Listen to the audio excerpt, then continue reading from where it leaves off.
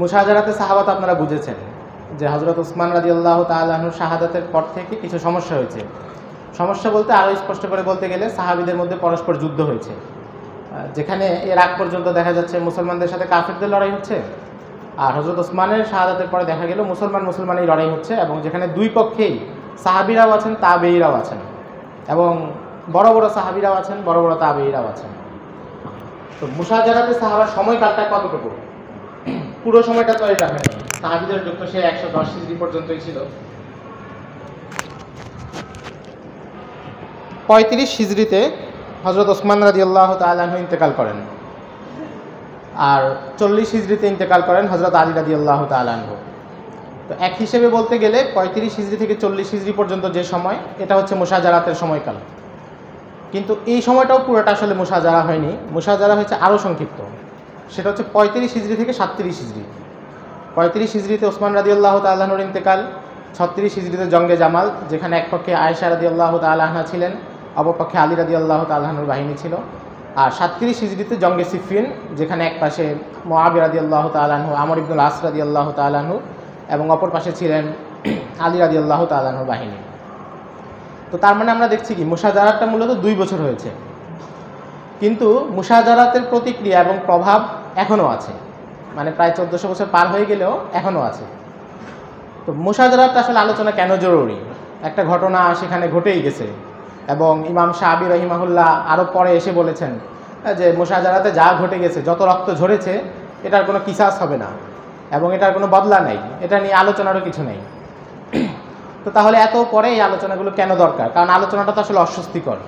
আপনি এখানে একটু যদি অসতর্ক থাকেন, আপনি যে কোনো এক পক্ষে ঝামেলা করে ফেলবেন। আপনি যদি আলী রাদিয়াল্লাহু তাআলা আনহুর পক্ষে একটু বেশি বলতে গিয়ে মুআবিয়া রাদিয়াল্লাহু তাআলা আনহুর ব্যাপারে মুখ খোলেন, তাহলে ওখানে একজন সম্মানিত সাহাবীর সম্মানে আঘাত করা হবে। আবার যদি মুআবিয়া রাদিয়াল্লাহু তাআলা আনহুকে রক্ষা করতে গিয়ে আলী রাদিয়াল্লাহু তাআলা আনহুর ব্যাপারে মুখ খোলেন, এখানেও একই সমস্যা হবে।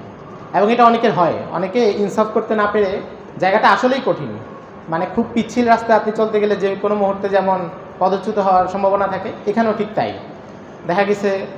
এবং মুশাজারাতের আরও পরের পর্যায়ে, অর্থাৎ কারবালার ঘটনায় যেটা দেখা যায় যে কেউ কেউ হযরত মুআবিয়া রাদিয়াল্লাহু তাআলা আনহুকে বাঁচানোর জন্য ইয়াজিদের এমন প্রশংসা করে যেটা হযরত হুসাইন রাদিয়াল্লাহু তাআলা আনহুর নিন্দা হয়ে যায়।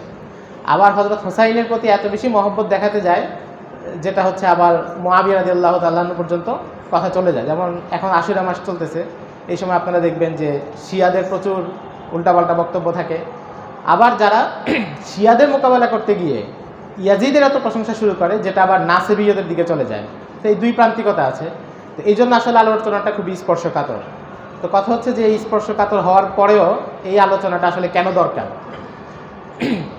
দরকারের একদম মূল কারণ যেটা, কারণ তো অনেক কথাই বলা যায় যে ইসলামী ইতিহাস এটা আমাদের মিরাস, সেই হিসাবে আমাদের ইতিহাস জানা দরকার, সাহাবীদের জীবনের এই অংশগুলো আমাদের জানা থাকা দরকার। কিন্তু মূল কারণ, মৌলিক কারণ যেটা, সেটা হচ্ছে ইসলামের উপর ইসলামের শত্রুরা যে আপত্তিগুলো করে, যে প্রশ্নগুলো তোলে, সেটা সেকুলার হোক, নাস্তিক হোক, ওরিয়েন্টালিস্ট, মুস্তাশরিকিন হোক, কিংবা রাফিজিরা হোক, তাদের প্রশ্নগুলোর একটা বড় অংশ মুশাজারাত কেন্দ্রিক হয়। এই যে শিয়া রাফিজিরা, তারা যে বলে যে রাসূলের পরে রাসূলের 6 জন সাহাবী বাদে বাকি সবাই কাফের হয়ে গেছেন, তাদের এই বক্তব্যের উৎসটা কোথায়? উম্মুল মুমিনিনের উপর তাদের অনেক আপত্তি, অনেক জঘন্য জঘন্য কথা বলে। মূল সমস্যাটা কোথায়? আপনি দেখবেন যে তার আলোচনাটা মুশাজারাত থেকেই শুরু হয়েছে। এবং খেলাফত ধ্বংসের জন্য, খেলাফতের রাশেদা ধ্বংসের জন্য মানুষ হযরত মুআবিয়া রাদিয়াল্লাহু তাআলা আনহুকে দায়ী করে। আলোচনার সূত্রটা কোথায়? ওই মুশাজারাতে সাহাবায়, যে তিনি আলী রাদিয়াল্লাহু তাআলা আনহুর বিরুদ্ধে বিদ্রোহ করেছেন। তো তার মানে হচ্ছে যে এই জায়গাটা যদি আমাদের ক্লিয়ার না থাকে, এইখানকার কোনো একটা বর্ণনা এনে আমাদেরকে যে কোনো মুহূর্তে নাজেহাল করা সম্ভব। কারণ আপনার নিজের যদি বিষয়টা ক্লিয়ার না থাকে, তাহলে আপনি কতক্ষণ মুখস্থ জবাব দিবেন? এমনি তো মুখস্থ জবাব তো দেওয়াই যায় যে আমাদের যা কিছু হোক সাহাবায়ে কেরামের সম্মান সবার আগে, সেটা আমরা রক্ষা করব। কিন্তু কথা হচ্ছে আমার নিজের যদি নিজের ইলমের প্রতি ইতমিনান না থাকে, নিজের কাছেই বিষয়টি স্পষ্ট না হয়, তাহলে বেশিক্ষণ টিকা যায় না। তো এই জন্য মুশাজারাতের আলোচনাটা জরুরি। মৌলিক জায়গাটা এটা। যেমন মহররম মাসে এলে দেখা যায় মানুষ প্রচুর প্রশ্ন করে, এবং এমন এমন প্রশ্ন, এমন মানে কি বলে, চিপা চাপা থেকে খুঁজে জিনিস নিয়ে আসে, খুবই মুশকিল। আমাকে গত সপ্তাহে একজন প্রশ্ন করলো যে ইমাম আহমদ ইবনে হাম্বল রহিমাহুল্লাহর ছাত্র ইসহাক ইবনে ইব্রাহিম আন-নাইসাবুরি রহিমাহুল্লাহ, ওনার কিতাব আছে মাসাইলুল ইমাম আহমদ ইবনে হাম্বল, মানে আহমদ ইবনে হাম্বলের কাছে যে কথাগুলো উনি শুনেছেন, কারো ব্যাপারে জরাহ তাদিল কিংবা কোনো ফিখের মাসালায় বক্তব্য, সেগুলো উনি ওই কিতাবে সংকলন করেছেন। তো ওখানে একটা বর্ণনা আছে ইমাম আহমদ ইবনে হাম্বল থেকে। ইমাম আহমদ ইবনে হাম্বল বলতেছেন যে আমাকে দাল্লাওয়াইহি মানে জিয়াদ বিন আইয়ুব উনি বর্ণনা করেছেন, তিনি শুনেছেন আলী বিন জাদের কাছ থেকে। আলী বিন জাদ বলেছেন ওয়াল্লাহি মা তাওয়াল্লাহি মুআবিয়া আলা গায়রিল ইসলাম, যে মুআবিয়ার ইন্তেকাল ইসলামের উপর হয়নি, নাউজুবিল্লাহ। এখন এই যে আলী বিন জাদের কথাটা বললেন, আলী বিন জাদ হচ্ছেন বুখারীর রাবি। আলী বিন জাদ বুখারীর রাবি এবং ওনার মুসনাদ আছে, মুসনাদে আলী বিন জাদ, এবং মোটামুটি রিজাল শাস্ত্রে ওনাকে গ্রহণযোগ্য হিসেবেই ধরা হয়। ইমাম মুসলিম নিজে বলেছেন সিকাতুন, ইমাম মুসলিম সিকা বলেছেন। এখন আপনি তো পেছে পড়ে গেলেন, মুআবিয়ার সম্মান বাঁচাবেন না আলী বিন জাদের সম্মান বাঁচাবেন? একটা দ্বন্দ্ব না? আপনি যদি আলী বিন জাদকে এক কথায় উড়ে দেন তাহলে আপনার বুখারীর রাবি উড়ে যাচ্ছে। সাউন্ডটা কি বেশি নাকি? আচ্ছা, না আপনাদের সমস্যা নয়, মানে আমার কাছে মনে হয়েছিল। ও আচ্ছা আচ্ছা, না ঠিক আছে। তো এখন আলী বিন জাদের সম্মান বাঁচাবেন না মুআবিয়া রাদিয়াল্লাহু তাআলার সম্মান বাঁচাবেন? আবার কথাটা নকল করেছেন কে? জিয়াদ বিন আইয়ুব, নকল করেছেন আহমদ ইবনে হাম্বল নিজে। এখন এটা একটা প্রশ্ন না? এখন এই বিষয় যদি কনসেপ্টটা ক্লিয়ার না থাকে, মানে মৌলিক আমাদের অবস্থানটা কি হবে এবং আপত্তিগুলোর জবাবে আমরা মৌলিক কোন অবস্থানে দাঁড়িয়ে কথা বলবো, এটা যদি ক্লিয়ার না থাকে তখন দেখবেন কি অনেক দ্বিধাদ্বন্দ্ব লাগতেছে। এটা কি খুলে যাচ্ছে?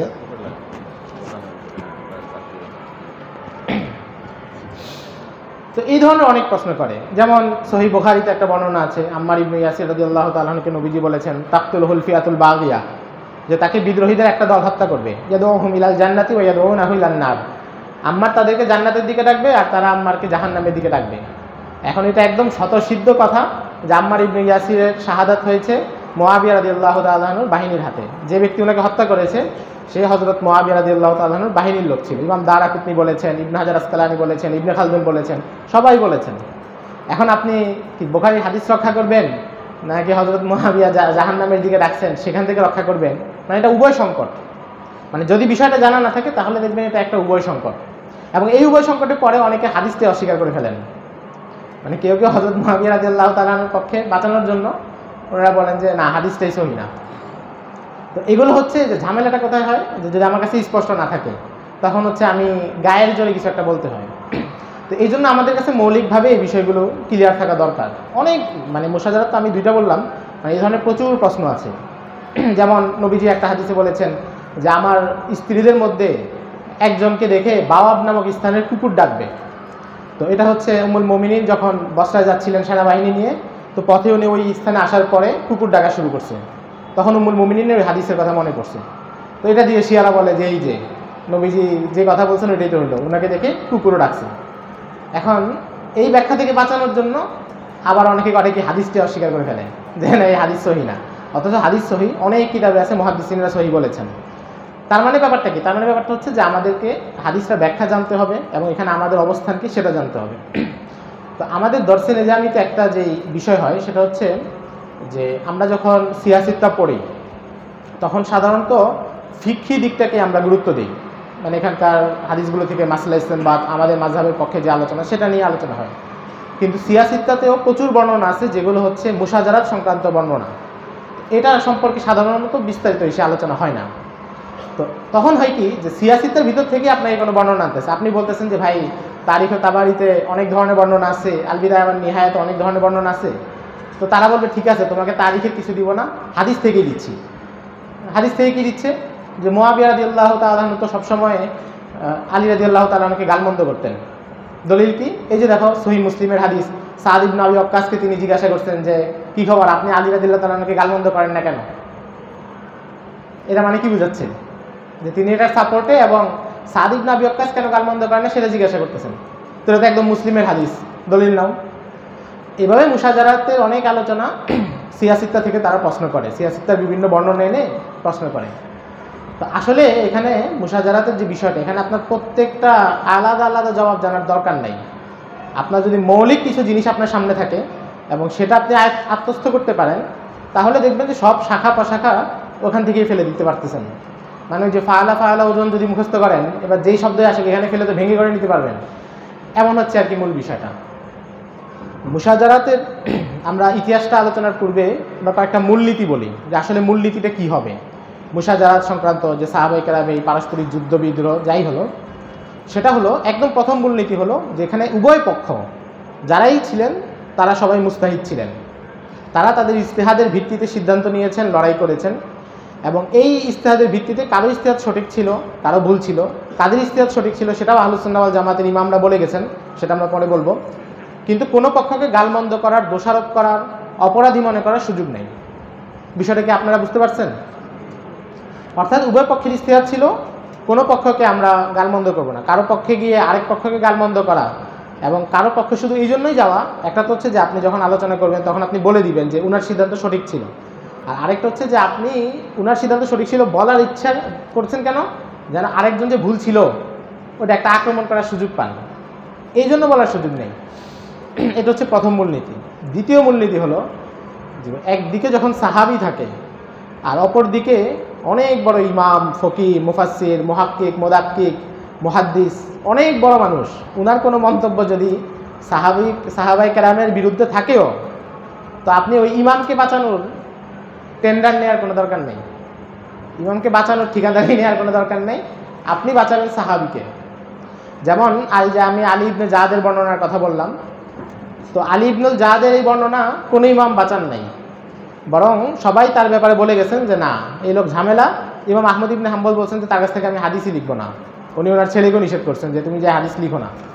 তো আলী ইবনুল জাদ রাবি হিসেবে নির্ভরযোগ্য, কিন্তু ওনার মধ্যে যে সাহাবায়ে কেরামের গালমন্দ করার সমস্যা ছিল এটা ইমামরা বলে গেছেন। আপনারা সিয়ারু আলামিন নুবালাতে আলী বিন জাদের জীবনী দেখলে দেখবেন যে ইমাম মুসলিম তাকে বলছেন যে সিকা, এরপরে বলছেন জাহমিয়া ছিল।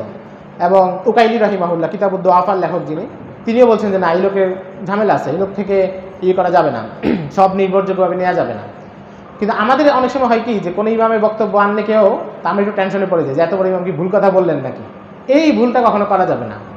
সাহাবায়ে কেরামের সম্মান কোরআনে ঘোষণা হয়েছে, এরপরে যদি কোনো ইমাম, অনেক লেখকের লেখায় পাওয়া যায়, তো তাদের লেখাকে আমার প্রমাণ করার দরকার নেই, প্রমাণ করার সুযোগই নেই। সাহাবায়ে কেরামের সম্মান কোরআনুল কারিমে ঘোষণা হয়ে গেছে। এখন কোনো বড় ইমাম তিনি যদি সাহাবায়ে কেরামের ব্যাপারে কোনো বিরূপ মন্তব্য করেন, এটা হলো তার দুর্বলতা, এটা সাহাবায়ে কেরামের দুর্বলতা না। বুঝতে পারছেন? যত বড় ইমাম সাহাবায়ে কেরামের উপর মন্তব্য করবেন তা আপনি কি বলবেন যে এটা উনার জাল্লাত, এটা উনার পদস্খলন, কিন্তু উনার এই বক্তব্য সাহাবায়ে কেরামের ইয়ে না। যেমন যেহেতু আপনাদের দর্শি আলোচনা, ওই জন্যই বলি, পাকিস্তানের সৈয়দ আবুল আলা মওদুদি রাহিমাহুল্লাহ উনি একটা বই লিখেছেন খিলাফত মুলুকিয়ত। তো এই বইতে উনি কিছু ঝামেলা করেছেন মুশাজারাত সংক্রান্ত আলোচনায়। তো এটার জবাব পরে তাদের ওলামায়ে দেওবন্দের পক্ষ থেকেও দেওয়া হয়েছে, তাদের পক্ষ থেকেও দেওয়া হয়েছে। তো তাদের পক্ষ থেকে যারা জবাব দিয়েছে তাদের মানসিকতাটা কী ছিল? তাদের মানসিকতা ছিল যে মওদুদি সাহেব যে সঠিক বলছেন এটা প্রমাণ করতে হবে, এটার পক্ষে তারা হাজারটা দলিল একত্র করেছেন। অথচ উচিত তো ছিল যে সাহাবায়ে কেরামের সম্মান রক্ষার পক্ষে আপনি হাজারটা দলিল উপস্থাপন করবেন, এটা না। মূল কাজ কি? সাহাবায়ে কেরামের সম্মান রক্ষা করা। মওদুদি সাহেব ভুল করতেই পারেন, তুমি তো উম্মার সাধারণ একজন মানুষ। তো এই জিনিসটা আমাদের মাথায় রাখতে হবে যে কারো মন্তব্য দেখে ঘাবড়ানো যাবে না। তো প্রথম মূলনীতি কি বললাম যে দুই পক্ষে ইজতিহাদ ছিল। দ্বিতীয় মূলনীতি যে কোনো আলেমের বক্তব্য দিয়ে তাদের কাউকে ইয়ে করা যাবে না। 3 নম্বর মূলনীতি সাহাবায়ে কেরামের মধ্যে ফজিলতের ক্ষেত্রে যে স্তর ছিল এটা তো আপনারা জানেন। প্রথমে খোলাফায়ে রাশেদা, তারপরে আশারায়ে মুবাশশারা, এই স্তরটাকেও মানতে হবে। এই স্তরটার ক্ষেত্রে আমাদের যে আকীদা সেটাই আমরা ফলো করব। 4 নম্বর, ইতিহাসের কোনো কিতাবে বা কোনো ইমামের কোনো কিতাবে কোনো বর্ণনা থাকার অর্থ এটা না যে ওই ইমাম এই কথার সাথে একমত। মানে কোনো বর্ণনা আছে বলেই আপনি যদি মনে করেন যে এত বড় হুজুরের কিতাবে আছে, বর্ণনা কি? যেমন দেখেন, উদাহরণস্বরূপ বলি, আমরা যদি এখন একটা বই লিখি তাহলে কোনো নাস্তিকের কথাও তো আমি কোট করতে পারি, এখানে উদ্ধৃতি দিতে পারি যে অমুক নাস্তিক এই কথাটা বলে। এখন তার মানে কি আমি তার কথার সাথে একমত? যেমন ওই যে আলী বিন জাদের যে বর্ণনার কথা বললাম, ইমাম আহমদ উনার এই বর্ণনাটা নকল করছেন শুধু এই জন্য যে এই লোক এই ধরনের চিন্তা করে, এটা প্রমাণের জন্য, তার কথা সত্যায়নের জন্য না। মানুষ যখন কারো কথা উদ্ধৃত করে তখন প্রথম একটা মৌলিক উদ্দেশ্য থাকে, হয়তো তাকে রদ করবে এই জন্য আগে কথাটা উদ্ধৃত করছে, অথবা ওই লোক কী চিন্তা করে সেটা বোঝানোর জন্য এই কথাটা উদ্ধৃত করে। কারণ আমরা বললাম যে বাংলাদেশের অমুক অধ্যাপক তিনি এটা বলেন, তার মানে কি সে যে চিন্তা করে এটা চিহ্নিত করতেছি এই জন্য। তো ইতিহাসের কোনো কিতাবের বর্ণনা দেখেই ঘাবড়ানোর কিছু নেই। বর্ণনা আসলেই তারিখে তাবারিতে একটা বর্ণনা আসছে এর মানে ইমাম তাবারির আকীদা এটা ছিল, ইমাম তাবারির অবস্থান এটা ছিল, ব্যাপারটা এমন না। বরং আপনি দেখবেন যে বর্ণনার সনদ কি, ইমাম তাবারির অন্য অন্য অবস্থান কি, সব মিলিয়ে তারপরে বিচার করতে হবে। অনেক সময় এটা হয় যে মানুষকে যে ইতিহাসের কিতাব খুলে দিলে, রেফারেন্স দিলে তখন অনেকে একটু থমকে যায় যে বর্ণনা তো আছে, বর্ণনা আছে কিন্তু থাকলেই প্রমাণিত না, আপনি সনদ দেখতে হবে। আবার যদি সনদ সহি হয় এরপর দেখা যায় যে তাবিল আছে, হয়তো সনদ সহি না, অথবা সনদ সহি কিন্তু তাবিল আছে, অথবা তাবিল নাই, ঠিক আছে এটা মানবিক দুর্বলতা যেটার কারণে অনেক বড় আঘাত করার সুযোগ নেই। পঞ্চম মূলনীতি যে আসলে সাহাবায়ে কেরাম সম্পর্কে নেতিবাচক যে বর্ণনাগুলো আছে, নেতিবাচক বর্ণনা এগুলো মোটামুটি 90 থেকে 92 ভাগই বানানো। মানে মোটামুটি নেতিবাচক একটা বর্ণনা শুনলে আপনি যদি বাদ দিয়ে দেন তাহলে মোটামুটি 80% সম্ভাবনা আছে যে আপনার কথা সঠিক হবে। মানে বেশিরভাগই বানোয়াট, 90 থেকে 92 ভাগ। বাকি 3 থেকে 4 ভাগ আছে যেগুলোর তাবিল আছে। যেমন তারা খুব একটা বর্ণনা আনে শিয়ারা এবং শিয়া প্রভাবিত লোক যারা, যে মুআবিয়া রাদিয়াল্লাহু তাআলা আনহু যে নবীজি বলছেন একবার কয়েকবার ডাকছেন, উনি খাবার খাচ্ছিলেন, উনি আসেন নাই, পরে নবীজি বলছেন তার পেট কখনো পূর্ণ না হোক। তো তারা বলে যেটা বদদোয়া ছিল, অথচ এটা আসলে বদদোয়া না, এটা দোয়া। আপনারা দেখবেন সহিহ মুসলিমে বাবু আছে লানাতুর রাসূল দুআউর রাসূল, যে রাসূলের লানতটাও দোয়া। নবীজি রাগ করলে কি বলতেন না তোমার মাথা ধুলোয় পতিত হোক, এটা কি অনেক বড় বদদোয়া, বরং বেশি সিজদার তৌফিক দিক আল্লাহ। তো তার মানে কি এখানে তাবিল আছে, বাহ্যিকভাবে মনে হচ্ছে একরকম কিন্তু আসলে এখানে তাবিল আছে, কয়েক পার্সেন্ট আছে এগুলো তাবিল আছে। আর বাকি 2-1% বর্ণনা যেটা হচ্ছে আসলেই সব দিক, তাবিলও নাই, বর্ণনাও জাল না, বর্ণনাও সহি এবং নেতিবাচক কথা আছে। এটার মূল বিষয় হচ্ছে যে সাহাবায়ে কেরামের ব্যাপারে আমাদের আকীদা কি, তারা কি নবীদের মতো নিষ্পাপ? নিষ্পাপ না, তাদের দ্বারা ছোটোখাটো গুনাহ হয়েই যেতে পারে, কিন্তু তারা মাগফুর, দুনিয়াতেই ক্ষমা পেয়ে গেছেন, ক্ষমাপ্রাপ্ত। কিন্তু তাদের 2-1টা গুনাহ হইতে পারে। সাহাবায়ে কেরামের মধ্যে অনেকে জিনা করছেন না, জিনার শাস্তি নবীজি দিচ্ছেন না। তো এখন এর মানে কি এটা যে জিনাতে কোনো তাবিলও নেই, বর্ণনাও সহি? আপনারা কি বিষয়টা বুঝতে পারছেন? আরেকবার বলি যে 90 থেকে 92% বর্ণনা এগুলো একদম বানোয়াট, জাল। 3-4% আছে যেটা হচ্ছে তাবিল আছে, বাহ্যিকভাবে খারাপ মনে হচ্ছে কিন্তু আসলে ব্যাখ্যা আছে। আর এরপরে 2-1% হচ্ছে যে না তাবিল নেই কিন্তু মানবিক দোষ হিসেবে সাহাবায়ে কেরাম থেকে হয়তো কোনো একটা অপরাধ প্রমাণিত, কোনো একটা ভুল প্রমাণিত, কিন্তু এটা প্রমাণিত হইলেই কি সাহাবায়ে কেরাম তো ক্ষমাপ্রাপ্ত, সবাই মাগফুর, সাহাবায়ে কেরাম সবাই মাগফুর, ব্যাস ঝামেলা নাই। এটা হচ্ছে, তো এই হচ্ছে 5টা মূলনীতি গেল, এটা আপনারা একটু মনে রাখবেন। এবার আসি যে মুশাজারাত সংক্রান্ত যে আলোচনা, এই আলোচনাগুলো আমাদের কাছে আসছে কিভাবে। মানে আমি মুশাজারাত ঘটেছে সেই 35 থেকে 37 হিজরিতে, আমরা এখন কত হিজরিতে আছি? হ্যাঁ, তাহলে 1444 হিজরি, তার মানে প্রায় 1400-এর বেশি বছর। তো আমাদের কাছে আসলে আমরা কীভাবে পেয়েছি, কাদের মাধ্যমে? এই আলোচনাটা দরকার, কারণ হচ্ছে আসার যে তুরুকগুলো আছে, আসার যে পথগুলো আছে, এটা চিনলে তাইলে আমাদের অনেক কিছু যাচাই করা সহজ হয়ে যাবে, খুব সহজে। মুশাজারাতের বর্ণনা আমাদের কাছে মোটামুটি 11 জনের মাধ্যমে আসছে, 11 জন বর্ণনাকারীর মাধ্যমে মুশাজারাতের বর্ণনাগুলো আমাদের কাছে আসছে। এই 11 জনের মধ্যে ভালো মানুষ আছে, খারাপ মানুষও আছে। 11 জনের প্রথম 4 জন এরা হচ্ছে খুবই বাজে লোক, মানে খুবই খারাপ লোক এবং খুবই দুর্বল মানুষ, এদের বর্ণনা নেয়ারই সুযোগ নেই। নেয়ার সুযোগ নেই বলতে মানে সাহাবায়ে কেরামের ব্যাপারে কোনো নেতিবাচক মন্তব্য থাকলে নেওয়ার সুযোগ নেই, কিন্তু তারা যদি এমন কোনো কথা বলে যেটা দ্বারা সাহাবায়ে কেরামের কোনো ভালো দিক উল্লেখ হয় তাহলে সেটা নেওয়া যায়। আপনারা তো একটা বিষয় জানেন যে হাদিসের ক্ষেত্রে মুহাদ্দিসিনরা হাদিসের সনদ মতন এগুলো যেভাবে যাচাই করেন এবং যেভাবে শক্তভাবে ধরেন, তারিখের ক্ষেত্রে এমন না, তারিখের ক্ষেত্রে ছাড় আছে, এবং তারিখের ক্ষেত্রে যদি ছাড় না দেন তাহলে আর তারিখই থাকে না। এখানে এই পাকিস্তানের একজন বড় আলেম এবং ইতিহাস লেখক মাওলানা ইসমাইল রেহান, উনি একটা সুন্দর উদাহরণ দিয়েছেন। কিছুদিন আগে উনি জামিয়া বিন্নুই টাউনে একটা আলোচনা করেছেন, তো ওই আলোচনায় শুনলাম সুন্দর। তো উনি বললেন যে ওখানকার উদাহরণ দিয়েছেন যে এখানকার রাস্তায় ধরেন একটা ঘটনা ঘটছে, হয়তো একটা গাড়ি অ্যাক্সিডেন্ট হয়েছে বা কিছু হয়েছে। তো এখন মাদ্রাসার শাইখুল হাদিস সাহেবকে যদি জিজ্ঞাসা করা হয় যে এখানে কী ঘটছে, তো উনি কী বলবেন যে একটা অ্যাক্সিডেন্ট করছে, 1-2 জন মানে মারা গেছে, এর বেশি কিন্তু উনি বলতে পারবেন না, কারণ উনি তো আসলে ঘটনাস্থলে জানেন, উনি দর্শ তাদরিস ওনার নিজের ব্যস্ততায়। কিন্তু মাদ্রাসার যে দারোয়ান, যে বাবুর্চি, তাকে জিজ্ঞাসা করলে অনেক কথা জানা যাবে, যে অ্যাক্সিডেন্ট করছে তার গায়ে লাল শার্ট ছিল, অ্যাক্সিডেন্ট করার সময় ঘড়ি কয়টা ছিল, রাস্তার ওই পাশে কয়জন মানুষ ছিল, সব বিস্তারিত বলবে। কিন্তু আপনি বলেন যে মাদ্রাসার শাইখুল হাদিস সাহেবের যেই মেধা আর দারোয়ানের মেধা, দুজনের মেধা কি এক? দুজনের জব্দ কি এক? দুজনের আদালত কি এক? এখন তাহলে ব্যাপারটা কি? আপনি যদি শুধু আদালত জব্দ এগুলোর উপরে ভিত্তি করে বর্ণনা নিতে চান, তাহলে শাইখুল হাদিস সাহেবের এক লাইনে বর্ণনা থাকতে হবে যে অ্যাক্সিডেন্ট ঘটছে, 2 একজন মারা গেছে।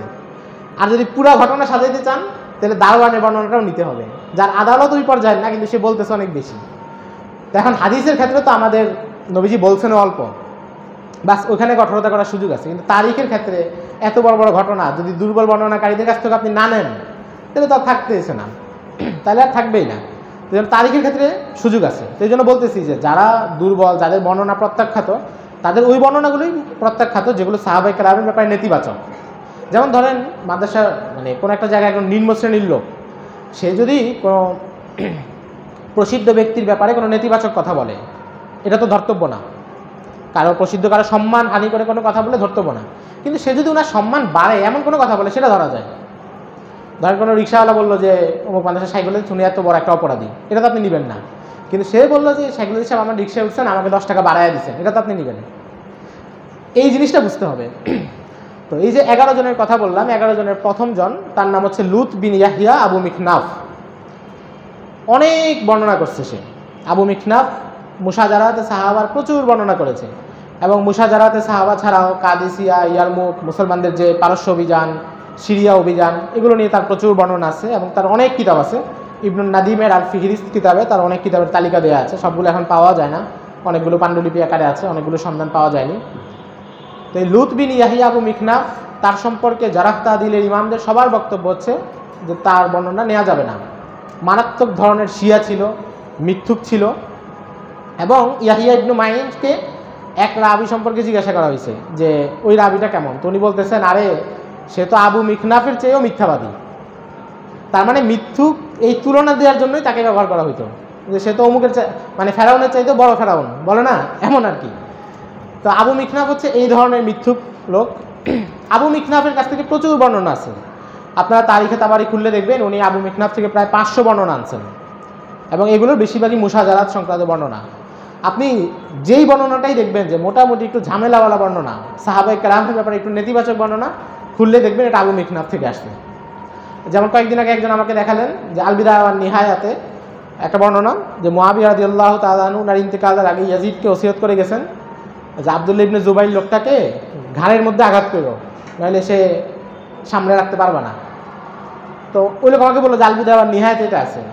তো আমি খোলার আগে আমি বলছি, মনে মনে ভাবছি যে এটা মনে আবু মিখনাফের রাওয়ায়াত হবে। পরে খুলে দেখি যে উনি আবু মিখনাফের সনদে উল্লেখ করছেন। তা আমি যে আপনাদেরকে মূলনীতিটা কেন বলতেছি, কারণ যে আপনি আবু মিখনাফ সম্পর্কে অবস্থান যদি ক্লিয়ার থাকে, দুনিয়ার যে কিতাব আনুক, আপনি যদি দেখেন যে আবু মিখনাফ সনদে আছে, আপনার কাছে ক্লিয়ার যে এটা নেওয়ারই কোনো সুযোগ নেই। দ্বিতীয় বর্ণনাকারী, একটু পানি খাওয়া যাবে?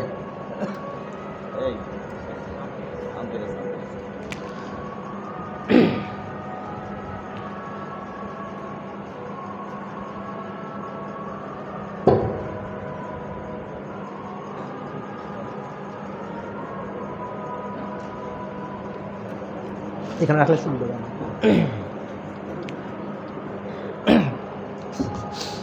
দ্বিতীয় বর্ণনাকারী মোহাম্মদ ইবনে সাহেব কালবি, এরা সব হিজরি 2য় শতাব্দীর ভিতরের মানুষ। আবু মিখনাফের ইন্তেকাল 150 হিজরির পরে। হিশাম বিন মোহাম্মদ বিন সাহেব কালবি, এই লোক হচ্ছে দ্বিতীয় বর্ণনাকারী, একই রকম মিথ্যুক, প্রতারক, শিয়া। তো মোহাম্মদের ছেলে হচ্ছে হিশাম, হিশাম বিন মোহাম্মদ বিন সাহেব কালবি, 3 নম্বর রাবি। প্রথমটা তো বললাম আবু মিখনাফ, মোহাম্মদ বিন সাহেব কালবি, 3 নম্বর হিশাম বিন মোহাম্মদ বিন সাহেব কালবি। বাপ বেটা দুইজনই একই নৌকার মাঝি। বা আমি যেগুলো বলতেছি এগুলো হচ্ছে সবই আপনাদের জরাত আদিল শাস্ত্রের কিতাবের মূল খোলাসাটা বলতেছি। আপনাদের সামনে তো কিতাব আছে, আপনারা এটা মুরাজাত করে নিতে পারবেন ইনশাআল্লাহ। 4 নম্বর হচ্ছেন ওয়াকিদি। ইমাম ওয়াকিদির কথা আপনারা জানেন, ফুতুহুস শামের লেখক। তো উনার বেশিরভাগই বর্ণনাই উল্টাপাল্টা, মানে আমি এমনি বলতেছি আর কি, শাস্ত্রীয়ভাবে বলতেছি না, আমার যেমন মুখে আসতেছে সেভাবে বলতেছি। বেশিরভাগ বর্ণনাই দুর্বল, প্রত্যাখ্যাত, এবং ইমামরা বলছেন যে না, ওনার এইসব বর্ণনা নেওয়ার সুযোগই নেই যেখানে নেতিবাচক কথা বলছেন। তো এই যে প্রথম 4 জন, এরা হচ্ছে খুবই দুর্বল, এবং এদের তো নেওয়ারই সুযোগ নেই। মিথ্যুক আছে, প্রতারক আছে, এদের মধ্যে নেওয়ার সুযোগ নেই। 5 নম্বর হচ্ছেন ওমর বিন সাব্বাহ। উনি অনেক বড় মুহাদ্দিস ছিলেন, ইমাম ইবনে মাজার ওস্তাদ ছিলেন এবং ইমাম দারাকুতনি সহ অন্যরা ওনাকে সিকা বলেছেন এবং ওনার কিতাব আছে তারিখুল মাদিনাতুল মুনাওয়ারা, তারিখুল মাদিনা নামে প্রসিদ্ধ। তো ওমর বিন সাব্বাহ নির্ভরযোগ্য এবং ওনার সনদে অনেকগুলো বর্ণনা আসছে মুশাজারাতে, এগুলো গ্রহণযোগ্য। কয়জন গেল? 5 জন। 6 নম্বর ইবনে শিহাব জুহরি, হিজরি প্রথম শতাব্দীর অনেক বড় মুহাদ্দিস, আপনারা জানেন। ইমাম বুখারীর ওস্তাদ ইমাম আলী ইবনুল মাদিনী রাহিমাহুল্লাহ ওনার কিতাব ইলালুল হাদিসে বলছেন যে নাজার তুইজাল ইসনাদ ইয়াদুরু আলা সিত্তাতিন, যে হাদিসের যত সনদ আছে এটা 6 জনের উপর ঘুরে। ফালি আহলিল মাদিনা ইবনে শিহাব আজ-জুহরি, আহলে মদিনার সনদটা ইবনে শিহাব জুহরির উপরে ঘুরে। মানে পরে এসে হাদিসের সব সনদ অনেক বড় হচ্ছে, কিন্তু সব সনদের গোড়ায় 6 জন, 6 জনের প্রথম জন ইবনে শিহাব জুহরি, অনেক বড় মুহাদ্দিস এবং উনার থেকে অনেক মুশাজারাতের বর্ণনা আছে, এগুলো গ্রহণযোগ্য। কিন্তু এখানে একটু কথা আছে, সেটা হচ্ছে ইবনে শিহাব জুহরি মুশাজারাতের কিছু বর্ণনা উনি এনেছেন মুরসাল আকারে। মুরসাল মানে তো আপনারা জানেন যে রাবি এমন একটা ঘটনা বর্ণনা করতেছে যেই সময় সে উপস্থিত ছিল না, আবার সেই ঘটনাটা কার মাধ্যমে জানছে ওই সনদটাও বলতেছে না। মোটাটাকে সংজ্ঞা দিলাম, যেমন ধরেন আমি বললাম যে মুক্তিযুদ্ধের সময় আমার কাকা এই জিনিসটা দেখছেন, আমার চাচা আমাকে বলছেন মুক্তিযুদ্ধে এটা ঘটছে। তো আমি মুক্তিযুদ্ধের একজন প্রত্যক্ষদর্শীর জবানে আপনাদেরকে ঘটনাটা শোনাচ্ছি। আর আরেকটা হলো যে আমি বললাম যে মুক্তিযুদ্ধের সময় এটা ঘটছে। এখন মুক্তিযুদ্ধের সময় ঘটনাটা কেমনে ঘটছে আমি তো ছিলাম না, কার কাছে শুনছি সেটাও বলতেছি না, এটা হচ্ছে মুরসাল, ইরসাল বলে। এখন মুরসাল আবার সবার মুরসালের এক মান না, এটা আপনারা উলুমুল হাদিসে যারা আছেন জানেন। মুরসালের মান ব্যক্তিভেদে ওঠানামা করে, রাবি সিকা হলেও তার মুরসালের মান ওঠানামা করতে পারে। তো ইবনে শিহাব জুহরির মুরসাল আবার দুর্বল, এবং ইয়াহিয়া ইবনু মাইন তো একটু কঠোরভাবেই বলছেন যে ইরসাল জুহরি হুয়া বিমানজিলাতির রিহ, যে ইবনে শিহাব জুহরির যে মুরসাল এটা হলো বাতাসের মতো, কোনো ভ্যালু নেই। তো এখন আপনি এই যে ইবনে শিহাব জুহরির কাছ থেকে বর্ণনা পেলেই নেবেন কি নেবেন না, এটা আগে দেখতে হবে যে উনি কি মুরসাল আকারে বলছেন না সনদ সহ বলছেন। যদি মুরসাল আকারে বলেন তাহলে আপনি বুঝবেন যে এখানে ঝামেলা আছে, এবং আসলেই ইবনে শিহাব জুহরি যেখানে যেখানে মুরসাল আকারে বলছেন ওইখানে এখানে বর্ণনায় ঝামেলা আছে, আর যেখানে সনদ সহ বলছেন ওখানে কোনো ঝামেলা নেই। তো ইবনে শিহাব জুহরির ক্ষেত্রে এটা চিন্তা করে বর্ণনা নিতে হবে। কয়জন বললাম? 6 জন। আচ্ছা, 7 নম্বর হচ্ছে মোহাম্মদ বিন ইসহাক, সিরাত ইবনে ইসহাকের লেখক, ইবনে হিশামের ওস্তাদ। তো মোহাম্মদ বিন ইসহাক ওনার ক্ষেত্রে জারহাতা দিলের হচ্ছে যে হাদিস শাস্ত্রে উনি কিছুটা দুর্বল। এটা নিয়ে আবার লম্বা বহস আছে, অনেক দিরাসা আছে, সেটা ভিন্ন কথা। মোটামুটি হাদিস শাস্ত্রে একটু দুর্বল, কিন্তু ইতিহাসে নির্ভরযোগ্য, অর্থাৎ ওনার কাছ থেকে মুশাজারাতের বর্ণনাগুলো আসলে নেওয়া যায়। 8 নম্বর সাইফ বিন ওমর। সাইফ বিন ওমর সম্পর্কে ইবনে হাজার আসকালানি বলছেন যে দাইফুন ফিল হাদিস আমিদাতুন ফিত তারিখ, হাদিসে অনেক দুর্বল, ইতিহাসে অনেক মজবুত পিলার। মানে হাদিসে দুর্বল, হাদিস নেওয়ার ক্ষেত্রে চিন্তা ভাবনা করে নিতে হবে, সব দিরাসা করে নিতে হবে, কিন্তু ইতিহাসে অনেক বড় মানুষ। তো সাইফ বিন ওমর থেকেও যে বর্ণনাগুলো আছে সেগুলো নেওয়া যায়। 8 জন গেল। 9 নম্বর মোহাম্মদ ইবনু সাদ, আত-তাবাকাতুল কুবরার লেখক, যেটা তাবাকাত ইবনে সাদ নামে পরিচিত। উনি সিকা রাবি, নির্ভরযোগ্য রাবি, কিন্তু ঝামেলা হচ্ছে যে ওনার তাবাকাত ইবনে সাদে উনি ওই যে আগে যে 4 জনের কথা বলছি মার্কা মারা লোক, ওই 4 জন থেকে কিছু বর্ণনা উনি আনছেন। তো এই জন্য ওনার কিতাবে কোনো বর্ণনা আছে বলেই নেওয়ার সুযোগ নেই, আগে দেখতে হবে যে এখানে উনি কোন সনদে আনছেন। কয়জন হলো ভাই? 9 জন। আরেকজন হচ্ছেন আবুল হাসান মাদাইনি, উনাকে ইমাম জাহাবি সহ ওনারা সবাই সিকা বলছেন, নির্ভরযোগ্য বলছেন। মোটামুটিভাবে মাদাইনি বর্ণনা নেওয়া যায়, কিন্তু মাদাইনির 2-1টা বর্ণনা আছে যেটা আবার একটু অন্যরকম। যেমন একটা বিখ্যাত বর্ণনা যেটা আল বিদায়া ওয়ান নিহায়া সহ অনেক জায়গায় আসছে, শিয়ারা মহরমে খুব বেশি করে এটা নিয়ে।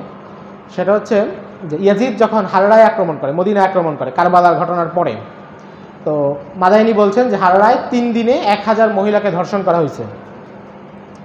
এখন বর্ণনাটা তো আসলে একটু জটিল, মানে আপনি চিন্তা করেন হিজরি প্রথম শতাব্দীর খাইরুল কুরুনের যুগের মদিনা, সেখানে একটা বাহিনী এসে 1000 মহিলাকে ধর্ষণ করছে, ব্যাপারটা তো মানে আসলেই মানে মেনে নিতে একটু কষ্ট হয়। তো মাদাইনির এই বর্ণনার উপরে আবার মুহাদ্দিসদের বিভিন্ন জনের আপত্তি আছে। বাকি মদিনায় 2-1টা ধর্ষণের ঘটনা ঘটছে, যেটা আবার সহি সনদ দ্বারা প্রমাণিত, সংখ্যাটা এত বেশি না, কিন্তু টুকটাক কিছু ঘটছে। তো মাদাইনির ব্যাপারে হচ্ছে যে মোটামুটি 90-95 নেওয়া যায়, বাকি 2-1টা বর্ণনায় একটু সতর্কতার সাথে দিরাসা করে নিতে হবে। কয়জন গেল? 10 জন। আচ্ছা, বাদ পড়লো কে?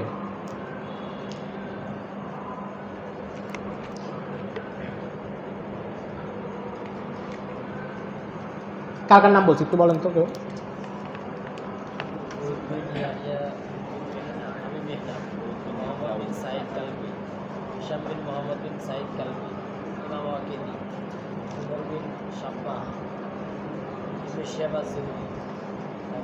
ও আচ্ছা, মনে পড়ছে, খলিফা ইবনে খাইয়াত, বুখারীর রাবি এবং অনেক বড় মুহাদ্দিস। ওনার কিতাব আছে তারিখে খলিফা ইবনে খাইয়াত। তো উনি শতভাগ নির্ভরযোগ্য মানুষ এবং ওনার যে তারিখে খলিফা ইবনে খাইয়াত আছে সেখানেও উনি শতভাগ নির্ভরযোগ্য বর্ণনাগুলো এনেছেন, একদম হাদিসের মতো মান যাচাই করে এনেছেন। এই হচ্ছে 11 জন রাবি। 11 জন পাইছেন আপনারা বুঝে? আচ্ছা, তো এই 11 জন রাবি থেকেই মুশাজারাতের বর্ণনাগুলো আমাদের কাছে আসছে। তো তার মানে আমরা কি দেখলাম, যে প্রথম 4 জন হচ্ছে এক বাক্যে ফেলে দেওয়ার মতো, আর বাকি 4 জন, কত, 7 জন, বাকি 7 জনের অনেকে আছে একদম নির্ভরযোগ্য, আর অনেকে আছে যে একটু সতর্কতার সাথে নিতে হবে তাদের, মানে এটা তো হয় যে একজন মানুষের সব কথাই তো নেওয়া যায় না, মাঝে মধ্যে কিছুটা হয়। তো মোটামুটি হচ্ছে এই 11 জন। এবার দেখি যে কোন কিতাবগুলোর মাধ্যমে আমাদের কাছে আসছে, যে কিতাবগুলো থেকে আমরা মুশাজারাতের ইতিহাসগুলো পাই, এই 11 জনের বর্ণনাগুলো কোন কিতাবগুলোতে সংকলিত হয়েছে। প্রথম কথা হলো এদের কারো কারোটা তো সিয়াসিত্তাতে সংকলিত হয়েছে। এই যে ইবনে শিহাব জুহরি, খলিফা ইবনে খাইয়াত, এদের বিভিন্ন বর্ণনা সিয়াসিত্তাতে আসছে। ওমর বিন সাব্বার বর্ণনাও আসছে। তো হাদিসের ক্ষেত্রে তো আপনারা জানেনই হাদিসের সনদ কীভাবে যাচাই করতে হবে, কীভাবে কি, সেটা তো পরিচিত আলোচনা, ওটা নিয়ে আর বেশি কিছু বলার নাই। এবং হাদিসের কিতাবের কোন কিতাবের মান কেমন সেটা তো পরিচিত আলোচনা। তারিখের কিতাবগুলো নিয়ে বলি। প্রথম কিতাব হচ্ছে তারিখে তাবারি, 310 হিজরিতে ওনার ইন্তেকাল, হিজরি 4th শতাব্দীর। মোটামুটি আমাদের সামনে অন্য যে তারিখের কিতাবগুলো আছে এগুলোর প্রধান উৎস কিন্তু তারিখে তাবারি। আমরা আল বিদায়া ওয়ান নিহায়া বলি, কিন্তু আল বিদায়া ওয়ান নিহায়া তো আরও পরের মানুষ। ইবনে কাসির ইন্তেকাল 774 হিজরিতে। তো উনি মূলত তারিখে তাবারিকেই সংক্ষেপিত করে বর্ণনাগুলো নিয়েছেন। আল কামিল ফি তারিখ আছে ইজ্জুদ্দিন ইবনুল আসির আল জাজারি রাহিমাহুল্লাহ, 630 হিজরিতে ইন্তেকাল। ইমাম জাহাবি, ওনার ইন্তেকাল 748 হিজরিতে। সবাই অনেক পরে মানুষ। ইবনে খালদুন, জালালউদ্দিন সুয়ুতি, সব পরে মানুষ। মোটা দাগে তারিখে তাবারি থেকে নিয়েছেন। তারিখে তাবারিতে, তাবারির ভূমিকাতে আপনারা জানেন যে ইমাম তাবারি রাহিমাহুল্লাহ বলছেন যে আমার এখানে এমন কিছু বর্ণনা আনছি যেটা দেখলে পাঠক নিজে অবাক হয়ে যেতে পারে। কেমন অবাক করা বর্ণনা? যেমন ওখানে একটা বর্ণনা আছে যে দাউদ আলাইহিস সালাম একবার ওনার এক সেনাপতির স্ত্রীকে দেখে প্রেমে পড়ে যান, নাউজুবিল্লাহ।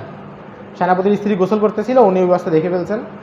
এরপর উনি করলেন কি, ওনার সেনাপতিকে যুদ্ধে পাঠিয়ে দিলেন। তো যুদ্ধে সেনাপতি মারা গেলে এরপর উনি সেনাপতির স্ত্রীকে বিয়ে করলেন। তারিখে তাবারি বর্ণনা। কোনো পয়গম্বর সম্পর্কে এটা কি আপনি গ্রহণ করতে পারবেন? এটা আসছে কীভাবে? ওই যে উল্টাপাল্টা লোক, আবু মিখনাফের মতো যারা, এদের মাধ্যমে। তো ইমাম তাবারি এটা বলে দিয়েছেন ভূমিকাতে যে আমার এখানে এমন অনেক বর্ণনা আছে যেটা পাঠক বুঝবে। তো এরপর উনি বলতেছেন যে আসলে এটা আমার পক্ষ থেকে না, আমি বর্ণনাগুলো যেভাবে পাইছি সনদ সহ সেভাবে দিয়ে দিছি, তোমরা চেক করে নাও। ওনাদের উদ্দেশ্য ছিল যে ইতিহাসটাকে সংকলিত করা। যেমন একটা ঘটনা যদি এখন ঘটে, আপনি কিন্তু মূল ঘটনাটা এখন বুঝবেন না। মানে ঘটনা যে মুহূর্তে ঘটে, একটা পুকুরে যখন ঢিল মারলে তো পানি ঢেউ কাঁপতে থাকে, এবং তখন পুকুরের কিনারে যে এই ঢেউটা বাড়ি খায়, সেখানে তো পুকুরের পানির স্তর একটু উঁচু মনে হয় না? এখন পুকুরে পানির স্তর বোঝার জন্য তখন দেখতে হবে যখন হলো সব শান্ত হয়, নাহলে আপনি বুঝতে পারবেন না। তো তাবারির ওই যুগে তখনও ঝামেলা চলতেছিল, নানা ঝামেলা ছিল। তো ওনারা হচ্ছে ইতিহাসটা সংকলন করছেন সনদ সহ, যে পরে তোমরা যাচাই করে নিও। সেই জন্য তারিখে তাবারিতে কোনো বর্ণনা আসছে দেখেই চোখ বুঝে মেনে নেওয়ার সুযোগ নেই। যেমন যে আবু মিখনাফের কথা বললাম, এনার থেকে প্রায় 500 বর্ণনা আছে তার কাছে। এই হিশাম বিন মোহাম্মদের কাছ থেকে প্রায় 70টার উপরে বর্ণনা নিছেন। এই বর্ণনাগুলোতে প্রচুর ঝামেলা আছে। তারিখে তাবারিতে অনেক উল্টাপাল্টা বর্ণনা আছে। আমাদের কাজ হলো যে যখন বর্ণনা নিব, অন্তত সাহাবায়ে কেরামের এই মুশাজারাত, এই বিষয়গুলোতে, তখন বর্ণনা যাচাই করে দেখে শুনে নিব। দ্বিতীয় কিতাব আছে আল বিদায়া ওয়ান নিহায়া কিংবা আল কামিল ফি তারিখ। আল বিদায়া ওয়ান নিহায়াতে ইবনে কাসির মোটামুটি ঝামেলাপূর্ণ বর্ণনাগুলোকে বাদ দিছেন, প্রায় 80 ভাগই বাদ দিছেন, বাদ দিয়ে সংকলন করছেন। কিন্তু যে 20 ভাগ কিছু বর্ণনা চলে আসছে, তো ওখানেও আপনি শতভাগ চোখ বুঝে নেওয়ার সুযোগ নেই। এই জন্য আপনাদেরকে উৎসগুলো চিনিয়ে দিলাম, যে যেই উৎসগুলো থেকে আসতেছে ওইটা আগে খেয়াল করবেন যে এখান থেকে নেওয়া যাবে কি যাবে না। এরপর আল কামিল ফি তারিখ। আল কামিল ফি তারিখে উনি আবার করছেন ইবনে কাসিরের উল্টাটা। উনি করছেন শুরুতে ঝামেলাওয়ালা বর্ণনাই বেশি আনছেন। তারিখে তাবারি সংক্ষেপিত রূপ, কিন্তু সংক্ষেপ করে ঝামেলাওয়ালা যে কথাগুলো এগুলো বেশি আনছেন। এটা হচ্ছে আল কামিল ফি তারিখে। ইবনে খালদুন আবার চেষ্টা করছেন যে মোটামুটি পরিশুদ্ধ তথ্যগুলো দিতে, কিন্তু মাঝে মধ্যে দুই একটা বর্ণনা এসে গেছে। মানে আপনার এটা দোষে কিছু না, কারণ হাদিসের কিতাবেও তো যা মাঝে মধ্যে মাউজু জয়ীফ সব হাদিসের কিতাবে তো একমান না, এখানেও শতভাগ মেনটেন করা যায় না। তো তারিখের কিতাবেও এটা হয়েছে, এটা খুব স্বাভাবিক একটা বিষয়। এগুলো হচ্ছে মোটামুটি আহলুস সুন্নাহ ওয়াল জামাতের ধারার ইতিহাস। এবার শিয়াদের ধারার ইতিহাসের আলাদা বই আছে। আপনারা জানেন যে শিয়াদের প্রত্যেকটা জিনিস কিন্তু আলাদা, তাদের ফিকহের কিতাব আলাদা, তাদের হাদিসের কিতাব আলাদা, তাদের আকীদার কিতাব আলাদা, তাদের ইতিহাসের কিতাবও আলাদা। শুরু থেকেই তারা একটা আলাদা ধর্ম হিসেবেই সব কিছু ইয়ে করেছে। আমাদের যেমন হাদিসের বড় কিতাব হচ্ছে বুখারী মুসলিম, তাদের হাদিসের বড় কিতাব হচ্ছে উসুলে কাফি। আপনারা দেখবেন যে তারা রেফারেন্স দিলে উসুলে কাফি থেকে রেফারেন্স দিবে, যে ওখানে হাদিসটা আছে। তো তাদের ধারার ইতিহাসের কিতাব কি? এক নম্বর আছে তারিখ-ই ইয়াকুবি, ইবনুল ওয়াজে আল কাতিব আল আব্বাসির লেখা তারিখ-ই ইয়াকুবি। তো ইয়াকুবি ছিল ইমামিয়া শিয়া, এবং তার কিতাবে যত ধরনের উল্টাপাল্টা বর্ণনা আছে সব সে আনছে। আরেকটা আছে মাসুদির লেখা মুরুজুজ জাহাব, 4 খণ্ডে লেখা। মাসুদিও খুব কড়া ধরনের শিয়া ছিল। ইমাম ইবনে তাইমিয়া রাহিমাহুল্লাহ মিনহাজুস সুন্নাতে বলেছেন যে মাসুদির বইতে এত বেশি বানোয়াট কথা আছে, আল্লাহ ছাড়া কারো পক্ষে গণাও সম্ভব না। কি পরিমাণ ভুল কথা আছে চিন্তা করেন, যে আল্লাহ ছাড়া কেউ গুনতে পারবে না, মানে লাইনে লাইনেই ভুল। একটা বইতে 10% ভুল থাকলে আপনি আলাদা করতে পারবেন, যদি 90% ভুল থাকে এখানে তো আপনি ভুল আলাদা করার দরকার নেই, শুদ্ধ যেটা আছে ওইটা আলাদা করলে যথেষ্ট। তো মাসুদির বইতে হচ্ছে এই সমস্যা। তাদের আরেকটা বই আছে নাহজুল বালাগা, যেটা 400 হিজরি পরে সংকলন করছে, এবং তাদের দাবি এটা আলী রাদিয়াল্লাহু তাআলা আনহুর বিভিন্ন বক্তব্য, খুতবা, চিঠি এগুলোর সংকলন, এবং এটার যত কথা আছে সবগুলো আলী রাদিয়াল্লাহু তাআলা আনহুর কথা। কিন্তু বাস্তবতা হলো যে এটা আসলে পরে তাদের দুইজনে মিলে সংকলন করছে, এবং এখানে এমন ইমান বিদ্বেষী কথা আছে যেটা আলী রাদিয়াল্লাহু তাআলা আনহু থেকে আসাই সম্ভব না। তো এগুলো হচ্ছে কিন্তু তাদের ধারার, এটার লেখকরা আহলুস সুন্নাহ ওয়াল জামাতের কেউ না। আরও আছে আখবারুত তিওয়াল আছে, আবু হানিফা দিনাওয়ারি, এও শিয়া ছিল, ইমাম তাবারির আগে 250 হিজরি পরে ইন্তেকাল। তো তার কাছ থেকেও মানে তাদের এই কিতাব থেকে কোনো বর্ণনা আসলে আপনি মোটামুটি শুরুতেই বাদ দিতে পারেন। আছে কিতাবুল আগানি আবুল ফারাজ ইস্পাহানি। তো এই লোক এত ভালো মানুষ ছিল যে ইবনুল জাওজি রাহিমাহুল্লাহ আল মুনতাজামে লিখছেন যে 40 দিন গোসল করতো না। এই ছিল তার অবস্থা, টানা 40 দিন গোসল করতো না, কাছেও যাওয়া যেত না দুর্গন্ধে, এবং খুব বাজে ধরনের লোক ছিল, খুব নোংরা মানুষ। কিতাবুল আগানিতে অনেক নোংরা নোংরা কথা আছে, এখানেও সাহাবীদের ব্যাপারে অনেক উল্টাপাল্টা কথা আছে, এই বর্ণনাগুলো মানুষ আনে। তো আপনি যে রেফারেন্স দেখলে মানে আপনার পরিশ্রম কমে যাবে কি, আপনি যদি কোনো বর্ণনা দেখেন যে এই 11 জনের কাছ থেকে আসছে, মেপে ফেলতে পারবেন যে বর্ণনা কোন হালতে আছে। আর যদি কিতাবের রেফারেন্স দেখেন, এখন যদি আল বিদা ওয়ান নিহায়া দেখেন তাহলে আপনি বলবেন যাচ্ছে আমি চেক করে দেখতে হবে। কিন্তু যদি আপনি নাহজুল বালাগা দেখেন, মুরুজুজ জাহাব দেখেন, তারিখ-ই ইয়াকুবি দেখেন, তা আপনি শুরুতেই বুঝবেন যে না এখানে শতভাগই ঝামেলা, শতভাগ বাদ দিয়ে দিতে পারবেন। তো এখানে আমরা কি বললাম, দুইটা সোর্স বললাম, একটা হচ্ছে যে বর্ণনাকারী কাদের মাধ্যমে আসছে, আর 2 নম্বর হলো যে কোন কিতাবগুলোর মাধ্যমে আসছে। আর কিতাবগুলো সম্পর্কে তো প্রথমেই বললাম যে কোনো কিতাব আসা মানেই যে ইমামরা সেটা একমত এমন না, তারা এটা বিভিন্ন কারণে আনছেন, কেউ সংকলনের উদ্দেশ্যে আনছেন, কেউ চিহ্নিত করার উদ্দেশ্যে আনছেন, আমাদের চেক করে সিদ্ধান্ত দিতে হবে। তো এটা পুরোটাই যা বললাম সব কিছু গেল ভূমিকা। এখন আমরা মানে আলোচনা এখন শুরু হবে আর কি, মুশাজারাতের মূল আলোচনাটায় ঢুকবো। তো ঢুকার আগে ইমাম তাহাবী রাহিমাহুল্লাহর একটা কথা সবাইকে মনে করিয়ে দিই, যেটা আকিদাতুত তাহাবীতে উনি বলছেন, ওয়া নুহিব্বু আসহাবা রাসূলিল্লাহি সাল্লাল্লাহু আলাইহি ওয়াসাল্লাম ওয়ালা নুফরিতু ফি হুব্বি আহাদিম মিনহুম ওয়ালা নাতাবাররাউ মিনহুম। আমরা নবীর সকল সাহাবীকে ভালোবাসি, কারোর প্রতি ঘৃণা বিদ্বেষ রাখি না, করি না, কারো ভালোবাসায় বাড়াবাড়িও করি না। আলী রাদিয়াল্লাহু তাআলা আনহুকে এমন ভালোবাসা যে তাকে খোদা বানায়া দেয় শিয়ারা, এই ভালোবাসাও নাই। আবার কোনো সাহাবীর প্রতি এত ঘৃণাও নাই যে তাকে তাকফির করে ফেলে, কারণ সাহাবায়ে কেরাম আমাদের আকীদার অংশ। শারহু উসুলিল ইতিকাদ কিতাব ইমাম লালকাই রাহিমাহুল্লাহ আহমদ ইবনু হাম্বল থেকে রওয়ায়াত করেছেন, তিনি বলেন ইদা রাআইতা রাজুলান ইয়াযকুরু আসহাবা রাসূলিল্লাহি সাল্লাল্লাহু আলাইহি ওয়াসাল্লাম বিসুইন ফাত্তাহিমহু আলাল ইসলাম। যদি কোনো লোককে দেখা হচ্ছে সাহাবায়ে কেরামের ব্যাপারে আজে বাজে কথা বলতেছে, তার ইসলাম নিয়েই প্রশ্ন তোলো। তো এই হচ্ছে সাহাবায়ে কেরামের ব্যাপারে আমাদের আকীদা। তো মুশাজারাতের যে আলোচনায় আমরা শুনবো, যে আলোচনায় আমরা পড়বো, আমাদের এই আকীদাটা সারাক্ষণ মাথায় ঘুরাইতে হবে, কারণ মানে জায়গাটাই এত পিচ্ছিল, যে কোনো মুহূর্তে শয়তান যে কোনো জায়গায় ধোঁকা দিয়ে দিতে পারে। আপনি কিছু জায়গাতে এমন আছে যেখানে আসলে তাবিল করতে হয়, ব্যাপারটা এমন যে তাবিল করা ছাড়া উপায় নেই, সেখানে তাবিল করতে হয়। এখন তাবিলের জায়গাগুলো বেশি পিচ্ছিল, শয়তান বলবে যে না এটা তো এই ব্যাখ্যা, এই তাবিল না নিলে কী হয়। তো এই জন্য আমাদের আকীদার এই জিনিসটা মাথার মধ্যে একদম মজবুত রাখতে হবে। আপনারা কি বিরক্ত হচ্ছেন? যাক, আপনারা তো ধৈর্য ধরে শুনতেছেন, আমি হলে মনে হয় এত ধৈর্য নিয়ে শুনতে পারতাম না।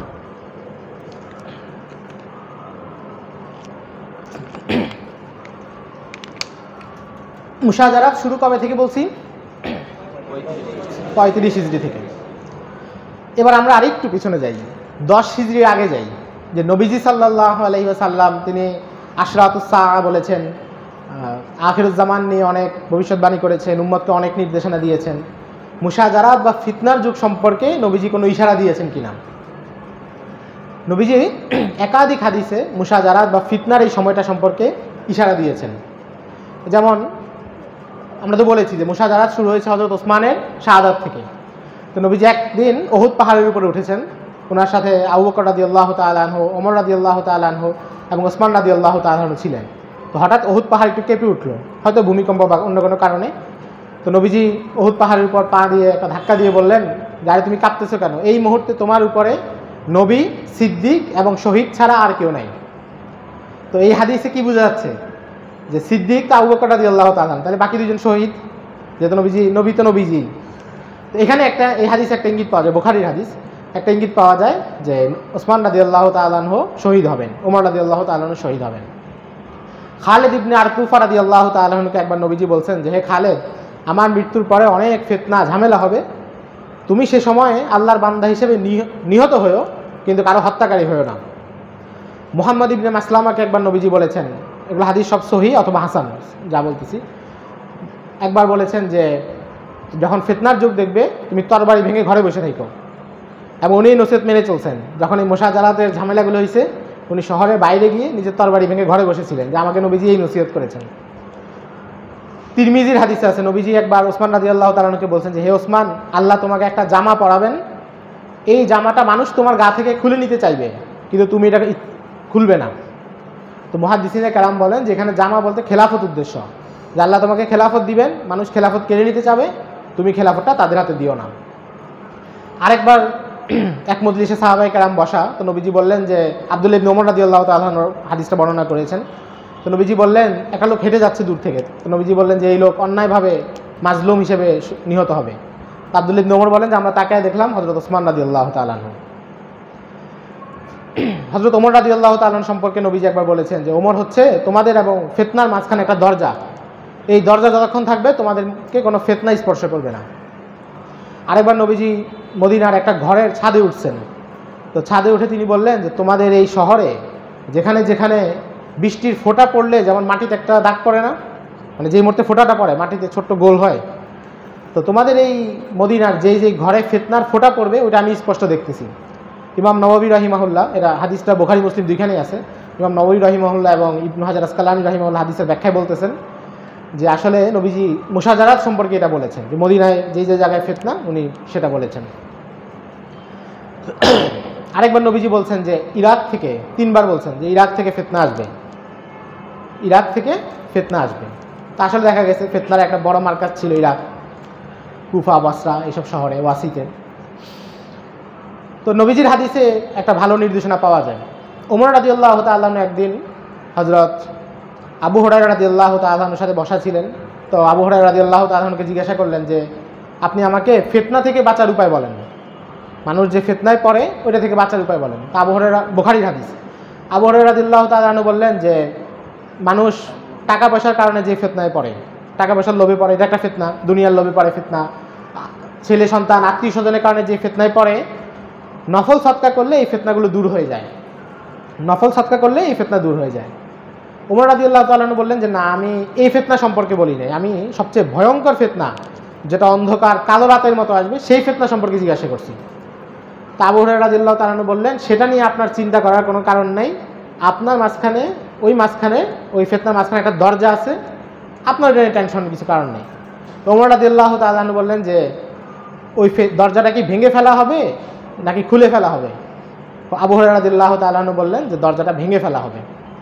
তো আবু হুরায়রা রাদিয়াল্লাহু তাআলা আনহুর সাথে ওই মজলিসে সাথে ছিলেন ওনার ছাত্র বিশিষ্ট তাবেঈ শাকিক রাহিমাহুল্লাহ। তো উনি ফিরে এসে আবু হুরায়রা রাদিয়াল্লাহু তাআলা আনহুকে জিজ্ঞাসা করলেন যে আপনি তো একটা রূপক কথা বললেন, ইঙ্গিতে বললেন, ডাইরেক্ট বললেন না যে ওমর রাদিয়াল্লাহু তাআলা আনহু এবং ফিতনার মাঝখানে একটা দরজা আছে, দরজা খুলে ফেলা হবে অথবা ভেঙে ফেলা হবে, খুলে ফেলা হবে না। তো আপনার কথা কি ওমর রাদিয়াল্লাহু তাআলা বুঝতে পারছেন? আবু হুরায়রা রাদিয়াল্লাহু তাআলা বললেন যে হ্যাঁ উনি বুঝছেন। তো শাকিক রাহিমাহুল্লাহ বললেন যে আমি আদবের কারণে উনাকে আর জিজ্ঞাসা করি নাই যে দরজাটা কি। তো আবু হুরায়রা রাদিয়াল্লাহু তাআলার আরেক প্রথম সারির ছাত্র মাসরুক রাহিমাহুল্লাহ, বিখ্যাত তাবেঈ, তো পরে উনাকে জিজ্ঞাসা করলাম যে দরজাটা আসলে কি। তো মাসরুক রাহিমাহুল্লাহ বললেন দরজাটা আসলে হযরত ওমর নিজেই। যতদিন তিনি আছেন ততদিন ফিতনা আসে নাই, আর ভেঙে ফেলা মানে ওনাকে শহীদ করা হয়েছে। তার মানে কি যে সবগুলো হাদিস থেকে আমরা ফিতনার যুগের একটা পূর্বাভাস পাচ্ছি। এখন একটা প্রশ্ন যে হযরত ওমর রাদিয়াল্লাহু তাআলা আনহুকেও শহীদ করা হলো, হযরত ওসমান রাদিয়াল্লাহু তাআলা আনহুকেও শহীদ করা হলো, তাহলে দুই শাহাদাতের পার্থক্য কি? হযরত ওমরের শাহাদাতে থেকে ফিতনা শুরু হয় নাই, হযরত ওসমানের সময় থেকে শুরু হয়েছে, কাহিনীটা কোথায়? হযরত ওমরের যে শাহাদাত, এটা ছিল ছোট্ট একজন ব্যক্তির কাজ। একজন পার্সিয়ান গোলাম আবু লুলু ফিরোজ, একজন অমুসলিম, মদিনার সবাই তাকে জানতো যে খুনটা সে করেছে, সে মুসলিম সমাজের কেউ না, এবং তাকে ধরা হয়েছে। আব্দুর রহমান ইবনে আউফ সহ অন্যরা তাকে দ্রুত হত্যা করে ফেলছে, মদিনার এক জায়গায় মাটি গেড়ে পুঁতে দিছে। আল বিদায়া ওয়ান নিহায়া বর্ণনা সহজ, শেষ। একজন ব্যক্তি খুন করছে, ধরা হয়েছে, শাস্তি দেওয়া হয়েছে, এবং সে মুসলমানদের কেউ না। এটা ছিল হযরত ওমরের শাহাদাত। কিন্তু হযরত ওসমানের শাহাদাতে কি হয়েছে যে মুসলিম সমাজের একটা বড় অংশ জড়িত, কমপক্ষে 3000 মানুষ, কমপক্ষে 3000 মানুষ এই হত্যায় সরাসরি জড়িত অথবা সমর্থন ছিল। আবার সরাসরি আঘাত কে করেছে, মানে হত্যায় সমর্থন থাকলেই তো আর সে খুনি না, আঘাত করতে হবে। সরাসরি আঘাতে যারা ছিল সবাই চিহ্নিত না, কারণ আমরা যখন সামনে বর্ণনা দিব তখন আপনারা বুঝবেন যে ওই পরিস্থিতিতে সবাইকে চিহ্নিত করার সুযোগ ছিল না। এখন এই যে 3000 মানুষের মধ্যে কেউ খুনি না, আবার কেউ খুনির দোষর, আবার সবাই মুসলিম সোসাইটির লোক। 2-1 মুনাফিক ছিল, ইহুদি ছিল, আব্দুল্লাহ ইবনে সাবা ছিল, সেটা তো পরের কথা, কিন্তু মৌলিকভাবে 3000 লোকের অন্তত 90% মুসলমান। এটা ছিল ফিতনা। খুনি চিহ্নিত করা যাচ্ছে না, খুনি মুসলিম সমাজের লোক, এবং খুনি শুধু খুন করে থামে নাই, হযরত ওসমানের নামে অনেকগুলো অপবাদও ছড়াই দিছে, যে অপবাদ 1400 বছর পরে এসে এখনও জবাব দেওয়া লাগতেছে। যে অপবাদগুলো ওই যুগে ছড়ানো হয়েছে, কিন্তু কিছু মানুষ এই যুগেও সেটা গ্রহণ করে বসে আছে। এই জন্য হযরত ওসমানের শাহাদাত হচ্ছে বড় ফিতনা।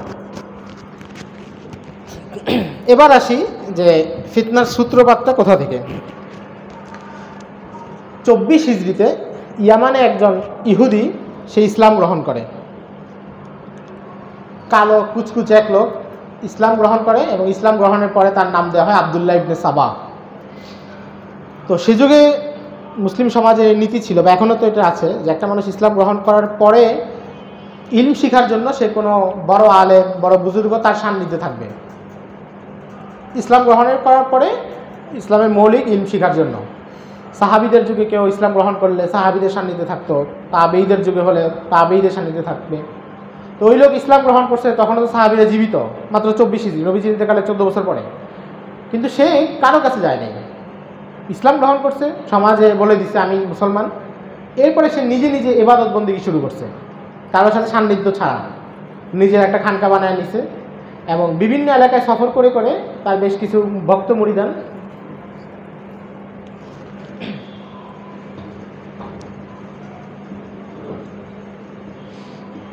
তো বিভিন্ন এলাকায় সফর করে সে অনেক ভক্ত মুরিদান জোগাড় করে নিছে। তো এই লোক তার শুরু দিন থেকেই চেষ্টা ছিল যেটা, যে সে ইসলামিক খেলাফতকে ধ্বংস করবে, এবং তার ইসলাম গ্রহণটাই ছিল সাজানো নাটক ইহুদিদের পক্ষ থেকে। আমরা যে ওয়াজ মাহফিলে সবসময় ইহুদিদের দালাল দালাল বলি না, এই যে হলো আসল দালাল, ইহুদির দালাল। সে ছিল ইহুদি, এবং সে বিভিন্ন শহরে তো প্রথম 2-3 বছর মুরিদ জোগাড় করছে। মুরিদ জোগাড় করার পরে এবার সে হযরত ওসমান রাদিয়াল্লাহু তাআলা আনহুর নামে বিভিন্ন কথা ছড়ানো শুরু করছে। এর মধ্যে প্রথম কথা ছড়াইছে যে হযরত ওসমান স্বজনপ্রীতি করছেন, ওনার রাষ্ট্রে যে দায়িত্বগুলো দিচ্ছেন এগুলো সব ওনার আত্মীয় স্বজনকে দিচ্ছেন, ওনার চাচাতো ভাই, খালাতো ভাই, মামাতো ভাই এদেরকে দিচ্ছেন। আফ্রিকায় অভিযান চলতেছে, ওনার আত্মীয় স্বজনকে দিচ্ছেন। কুফার গভর্নর, বসরার গভর্নর, এগুলো সব ওনার আত্মীয় স্বজনকে দিচ্ছেন। এটা হলো প্রথম অভিযোগ, এবং এই অভিযোগটা এই যুগেও অনেক মানুষ গ্রহণ করে। যেমন মওদুদী সাহেবের যে কিতাব খিলাফত ও মুলকিয়াত, সেখানেও দেখবেন উনি এই অভিযোগটাকে মেনে নিছেন, এবং তিনি এটাই বলছেন হযরত ওসমান নিজের আত্মীয় স্বজনকে দিচ্ছেন। তো এই অভিযোগটা ক্লিয়ার হওয়া দরকার।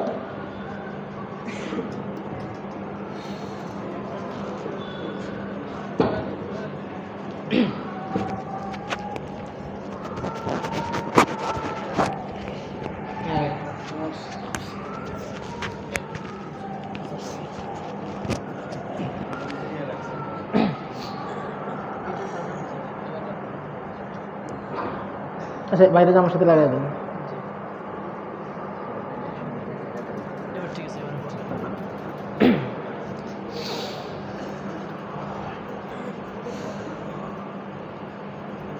সে প্রথম অপপ্রচার কি করলো যে ওসমান রাদিয়াল্লাহু তাআলা আত্মীয় স্বজনকে গভর্নর বানাইছেন, উনার বংশের লোক, উনি তো বনু উমাইয়া বংশের লোক, উনার বংশের লোক, তো বংশের লোক তো সবাই আত্মীয় কোনো না কোনো সূত্রে, কাছের আত্মীয় বা দূরের আত্মীয়। এখানে মূল কথা হলো যে আসলে হযরত ওসমান রাদিয়াল্লাহু তাআলা আনহু সব আত্মীয়কে নিয়োগ দেন নাই, বরং এমনিতেই আগের যুগ থেকেই ইবনে তাইমিয়া রাহিমাহুল্লাহ লিখেছেন মাজমুউল ফতোয়াতে যে বনু উমাইয়ার লোকেরা রাজনৈতিক মেধা সম্পন্ন হইতো, মানে এরা শেখ পরিবারের মতো আর কি, রাজনীতি ভালো বুঝতো। বনু উমাইয়ার লোক রাজনীতি ভালো বুঝতো। নবীজিও বনু উমাইয়ার অন্তত 10 জন মানুষকে বিভিন্ন এলাকায় নিয়োগ দিয়েছিলেন, নবী সাল্লাল্লাহু আলাইহি ওয়াসাল্লাম নিজে। তো ওসমান রাদিয়াল্লাহু তাআলা যখন ক্ষমতায় বসছেন তখন আগ থেকেই উনার অনেক আত্মীয় দায়িত্ব ছিল, যেমন মুআবিয়া রাদিয়াল্লাহু তাআলা আনহু, উনাকে তো ওমর রাদিয়াল্লাহু তাআলা আনহু সিরিয়ার গভর্নর করছেন, হযরত ওসমান না।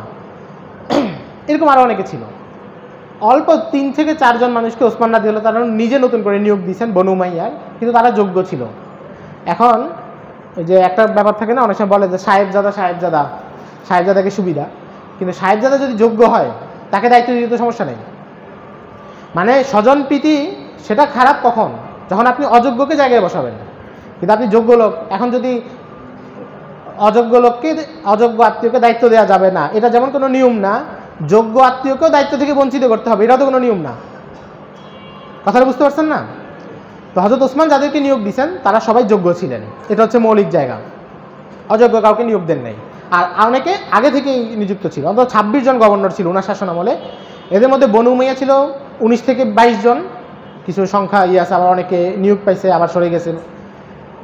আর এর মধ্যে 4 থেকে 5 জন হচ্ছে উনি নিয়োগ দিয়েছেন, বেশিরভাগই আগে থেকে ছিল। তো এর একটা অপপ্রচার।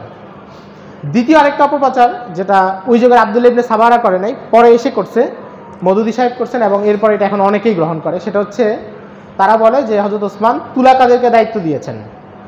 তুলাকা একটা পরিভাষা আছে, ওই যে নবীজি যখন মক্কা বিজয় করছেন, মক্কা বিজয়ের পরের দিন কাবা ঘরের পাশে দাঁড়ায় উনি একটা বক্তব্য দিয়েছেন। এটা দুর্বল সনদে আসছে, বাকি অনেক কিতাবে আসছে, সিরাত ইবনে হিশাম সহ অনেক কিতাবে আসছে তারিখের। তো সেখানে মক্কা লোকেরা বলছিল যে আমাদের সাথে আপনি কী আচরণ করবেন। তো তিনি বলছিলেন যে আকুলু কামা ইয়াকুলু আখি ইউসুফ লি ইখওয়াতিহি লা তাসরিবা আলাইকুমুল ইয়াউম ইযহাবু আনতুমুত তুলাকা, যে তোমাদের উপর আমার কোনো অভিযোগ নেই, আজকে থেকে তোমরা মুক্ত। এই তুলাকা শব্দটা ওখানে আছে। এবং সহিহ বুখারীর একটা বর্ণনা, আনাস ইবনে মালিক রাদিয়াল্লাহু তাআলা থেকে রওয়ায়াত, যে হুনাইনের যুদ্ধে নবীজির সাথে কারা জিহাদে গেছিল, বর্ণনা দিতে গিয়ে তিনি বলেন যে নবীজির সাথে তুলাকারাও ছিল। তুলাকা মানে কারা? যারা যে মক্কা বিজয়ের পরে ইসলাম গ্রহণ করেছে। নবীজি তো মক্কায় ঢোকার সময় তো একটা নিরাপত্তা দিয়েই দিয়েছেন, মান দাখালা বাবা দারিহি মান আগলাকা বাবা দারিহি ফাহুয়া আমিন, মান দাখালা বাবা আবি সুফিয়ান ফাহুয়া আমিন, এরকম অনেকগুলো শর্ত দিয়েছেন না। এরপর যারা ইসলাম গ্রহণ করেছে তাদেরকে তুলাকা বলে। এখন মওদুদী সাহেব সহ অনেকে বলতে চান যে তুলাকা যারা, এরা অযোগ্য, কারণ তারা ইসলাম গ্রহণ করছে একদম শেষের দিকে আইসা, নবীজিকে পাইছেন অল্প কয়েকদিন, এবং তারা ইসলাম গ্রহণ করছে ইসলাম যখন বিজয়ী হয়েছে তখন, মানে যখন তাদের সামনে আর কোনো পথ ছিল না। ব্যাপারটা নাউজুবিল্লাহ অনেক ভয়ঙ্কর, কারণ এখানে তাদের ইমানের, তাদের নিয়তের ব্যাপারেও প্রশ্ন চলে আসে যে তারা এখন হারছে দেখে ইসলাম গ্রহণ করছে, আসে না এমন? তো মওদুদী সাহেবের কথা হচ্ছে যে না, তুলাকারা অযোগ্য, নবীজি সোহবত পায় নাই, সান্নিধ্য পায় নাই, সারা জীবন ইসলামের বিরোধিতা করছে, অল্প সময়ের জন্য আসছে, এদেরকে বড় দায়িত্ব দেওয়া ঠিক না। অথচ বাস্তবতা হলো নবীজি নিজেই তুলাকাদেরকে অনেক বড় দায়িত্ব দিয়ে গেছিলেন। যেমন আবু সুফিয়ান, উনি তো তুলাকা ছিলেন। আবু সুফিয়ানকে নবীজি 3 থেকে 4 জায়গায় জাকাত আদায়ের জন্য পাঠাইছেন, গভর্নর করে পাঠাইছেন, ইয়ামানও পাঠাইছিলেন, নাজরানে পাঠাইছেন। তো নবীজি নিজেই তো তুলাকাদেরকে দায়িত্ব দিচ্ছেন, কোনো সমস্যা হয়নি।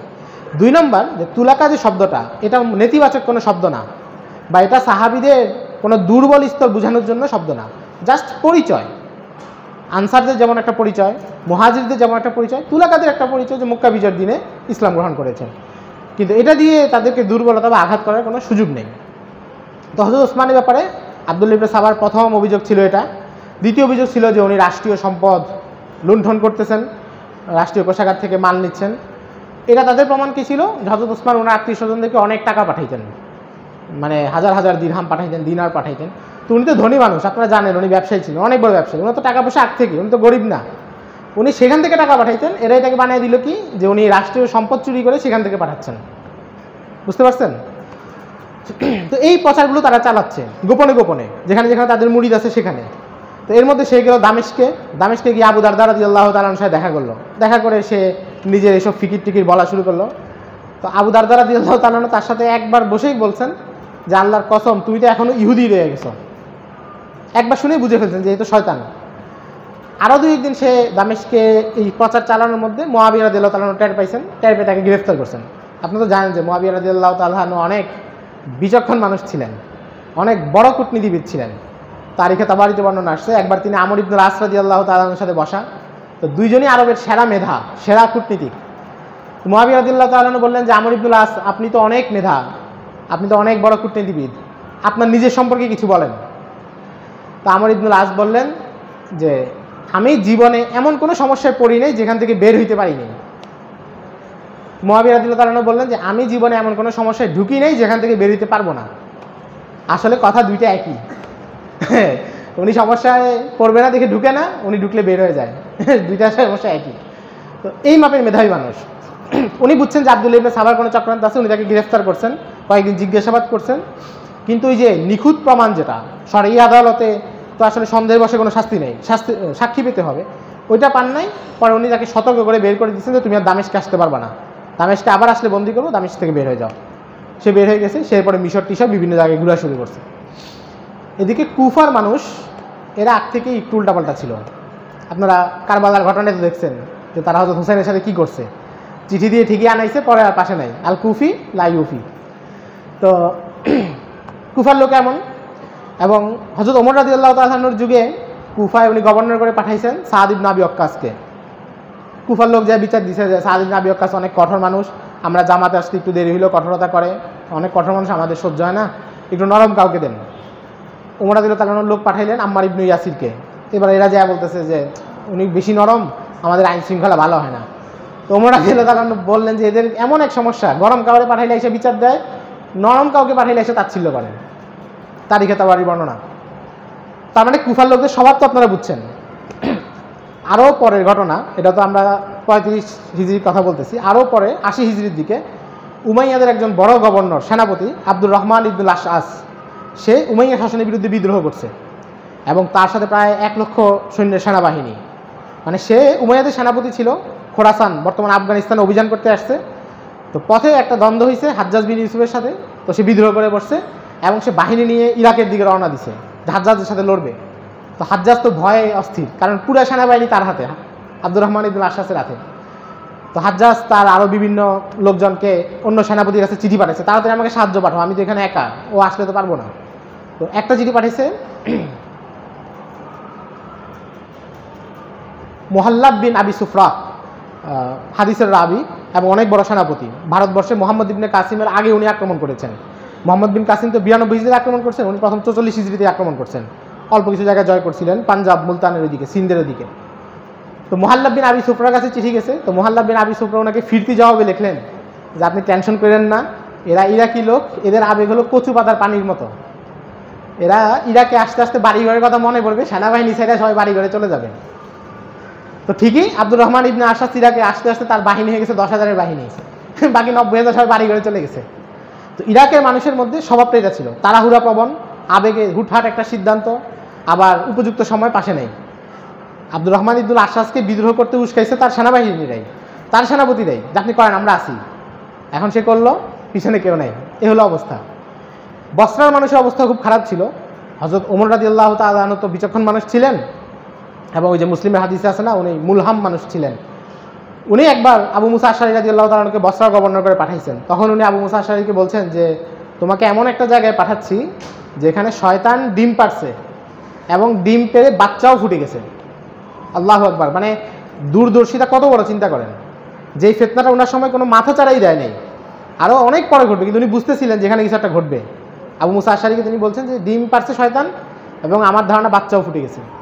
তো এই ছিল তাদের অবস্থা, মানে এই শহরগুলো মানুষের মানে নৈতিক অবস্থাটা এমন ছিল। বাংলাদেশে আছে না কিছু জেলার মানুষের মেজাজ একটু অন্যরকম, মারমুখ, 2 দিন পর শুধু মারামারি সংবাদ আসে, এরকম আর কি, কিছু মানুষের থাকে এমন। তো আব্দুল্লাহ ইবনে সাবা এই অপপ্রচারগুলো চালাচ্ছে, এইসব এলাকার মানুষ খুব গ্রহণ করছে, মিশরের লোক গ্রহণ করছে, সিরিয়াতে তো সে কিছু করতে পারে নাই, আর কুফা বসরার লোক খুব গরম হ্যাঁ হযরত ওসমান এসব করতেছে, আমরা এটা দেখে নিব। এর মধ্যে একটা ঘটনা ঘটল। হযরত ওসমানের একজন চাচাতো ভাই ছিলেন ওয়ালিদ বিন উকবা, উনি কুফার গভর্নর ছিলেন, সাহাবী ছিলেন এবং অনেক বড় সেনাপতি ছিলেন।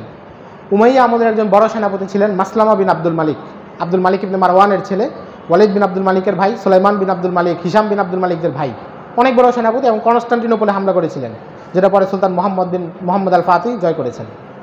তো মাসলামা বিন আব্দুল মালিকের প্রশংসা সবাই করতো। ইমাম শাহাবির সামনে একবার একজন বলল যে মাসলামা বিন আব্দুল মালিক তো অনেক বড় মুজাহিদ। তো তখন উনি বললেন যে আরে তোমরা তো মাসলামার যুগ দেখছো, আমরা তো ওয়ালিদ বিন উকবার যুগ দেখছি। উনি সেনাবাহিনী নিয়ে অনেক দূরে চলে যেতেন, শত্রুর বাহিনীর ভিতরে, শত্রু এলাকার ভিতরে। তার সেনাবাহিনীরও কিছু হইতো না, তারও কিছু হইতো না, আবার নিরাপদে ফিরে আসতেন। এত বড় সেনাপতি ছিলেন। এই ওয়ালিদ বিন উকবা কুফার গভর্নর ছিলেন, সেখানে তার উপর মদ পানের অভিযোগ আনা হয় এবং মদ পানের অভিযোগে তাকে মদিনায় আনা হয় এবং তাকে 80 দণ্ডা বেত্রাঘাত করা হয়। বর্ণনা আবু মিখনাফেরও না, বর্ণনা কোনো জাল রাবিরও না, বর্ণনা সরাসরি বুখারী মুসলিমের বর্ণনা। এখন এখানে কাহিনী হয়েছে যে তাকে যখন মদিনায় আনা হয়েছে, হযরত ওসমান রাদিয়াল্লাহু তাআলা প্রথমে বিচার করেন নাই, কারণে তিনি বলছেন তোমরা সাক্ষী দাও, শরঈ উপযুক্ত সাক্ষী। তারা সাক্ষী আনতে পারতেছিল না, এই জন্য কিছুদিন বিচার দেরি হয়েছে। এরপর তারা সাক্ষী আনছে, সাক্ষী সাক্ষ্য দিছে, উনি শাস্তি দিয়েছেন। কিন্তু ওই যে মাঝখানে 1-1.5 মাস দেরি হয়েছে, এটাকে তারা ছড়াইল কি ওসমান তার আত্মীয় দেখে তাকে শাস্তি দেখে বাঁচায় দিতে চাচ্ছেন। বিষয়টা বুঝতে পারছেন? অথচ কাজীর কাছে অভিযোগ আসলেই তো শাস্তি হবে না, এটা শরঈ যেই সাবেত করার যে পদ্ধতিগুলো আছে সেটা করতে হবে। হযরত ওসমান সেটাই করছেন, কিন্তু এরা প্রচার করলো কি যে উনি নিজের আত্মীয় দেখে বাঁচায় দিচ্ছেন। তারা বললো এটা নিয়ে খুব গরম, সব এলাকা গরম। ওই আলোচনা একটু পরে যাই। একটা কথায় আসি যে ওয়ালিদ ইবনে উকবার আসলে তাহলে বিষয়টা কি, এত বড় একজন সাহাবী মদপান করলেন। এখানে বুখারী মুসলিমের বর্ণনা থেকে যেটা জানা যায় যে তাকে মদিনায় আনা হয়েছে, উপযুক্ত সাক্ষীরা সাক্ষ্য দিছে, তাকে বিচার দেওয়া হয়েছে। এটা নিয়ে সুন্দর একটা আলোচনা করেছেন শাইখুল ইসলাম আল্লামা তাকি উসমানী সাহেব হাফিজাহুল্লাহ, তাকমিলাত ফাথিল মুলহিমে আছে। উনি বলতেছেন যে আসলে বুখারী বর্ণনা থেকে তো জানা যায় যে সাক্ষী দেওয়া হয়েছে, কিন্তু সাক্ষী তো মিথ্যা হইতে পারে। যেমন কেউ তালাকের মাসালা জানতে চাইল, তো মুফতি সাহেব ফতোয়া দেন কিসের উপরে? প্রশ্নের ধরনের উপরে, এবং তারা লিখেও দেন যে প্রশ্নের বর্ণিত অবস্থার প্রেক্ষিতে তালাক অথবা তালাক না। এখন প্রশ্নটাই যদি ভুল দেয়, অনেক সময় হয় না এমন যে মানুষ তালাক হয়ে গেছে, সেও বুঝে তালাক বাঁচানোর জন্য সেই ইচ্ছা করে প্রশ্নটা ঘুরে লেখে, যেটা বললে মুফতি সাহেব তালাক বলবে না, তাহলে তো মুফতি সাহেবের দোষ না, মুফতি সাহেব হালতের উপর দিচ্ছেন। তো ওয়ালিদ ইবনে উকবার এই বর্ণনা থেকে তো এটা প্রমাণিত হয় না যে তিনি আসলেই মদ খাইছেন, মানে শাস্তি হইলেই আসলে মদ খাইছেন এমন তো বোঝা যায় না। আর দ্বিতীয় কথা হচ্ছে তারিখে তাবারি সহ আরও অনেক কিতাব একটা সহি বর্ণনা আছে যে এই লোক মানে মদ পানের যে অভিযোগ, এটা মূলত কুফার কিছু লোকের সাজানো ষড়যন্ত্র ছিল, তারা প্ল্যান করে তার বিরুদ্ধে সাক্ষী দিছে। ধরেন আপনার শরঈ সাক্ষীর জন্য কয়জন লাগে? যা লাগে, সবাই যদি মিথ্যা কথা বলে, সবাই যদি একটা সিন্ডিকেটের লোক হয়, এখানে যদি 10 জন মানুষ একত্র হয় যে আমরা মুখের ব্যাপারে একটা মিথ্যা সাক্ষ্য বলবো, কাজীর কাছে গেল এই কথা বললো, তো কাজী তো বাহ্যিক হালতের উপরে ফয়সালা করবেন।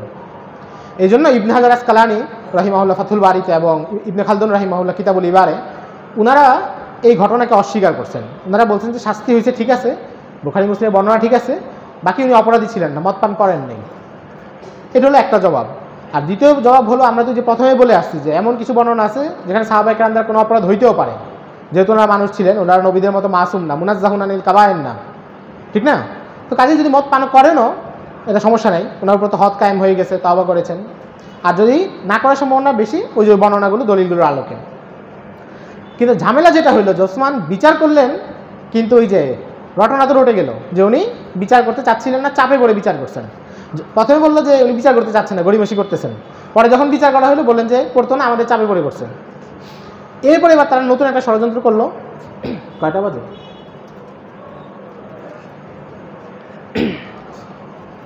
আপনারা আর কতক্ষণ লোড নিতে পারবেন? আচ্ছা, তো আসলে আপনারা কতক্ষণ পারবেন এর চাইতে বড় কথা আমি কতক্ষণ পারবো?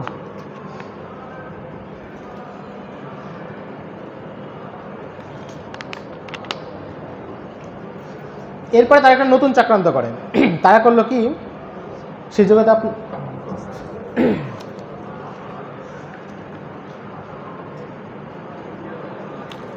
আচ্ছা, কারো কোনো প্রশ্ন থাকলে লিখে এখানে রাখতে পারেন, তাহলে আমি পরে জবাব দেওয়া সহজ হবে। কারো প্রশ্ন থাকলে লিখে রাখেন, কিছু প্রশ্ন আসছে আলোচনা শেষে বলবো ইনশাল্লাহ। ও আচ্ছা আচ্ছা, হ্যাঁ আপনারা মানে প্রশ্ন লিখে রাখেন, যখন চাবো তখন দিতে পারবেন বা মুখে বলতে পারবেন, সমস্যা নেই। তো ওসমান রাদিয়াল্লাহু তাআলা, তারা একবার একটা চক্রান্ত করলো কি, আপনারা জানেন যে সেই যুগে মোবাইল নেই, টেলিফোন নাই, ফেসবুক নাই।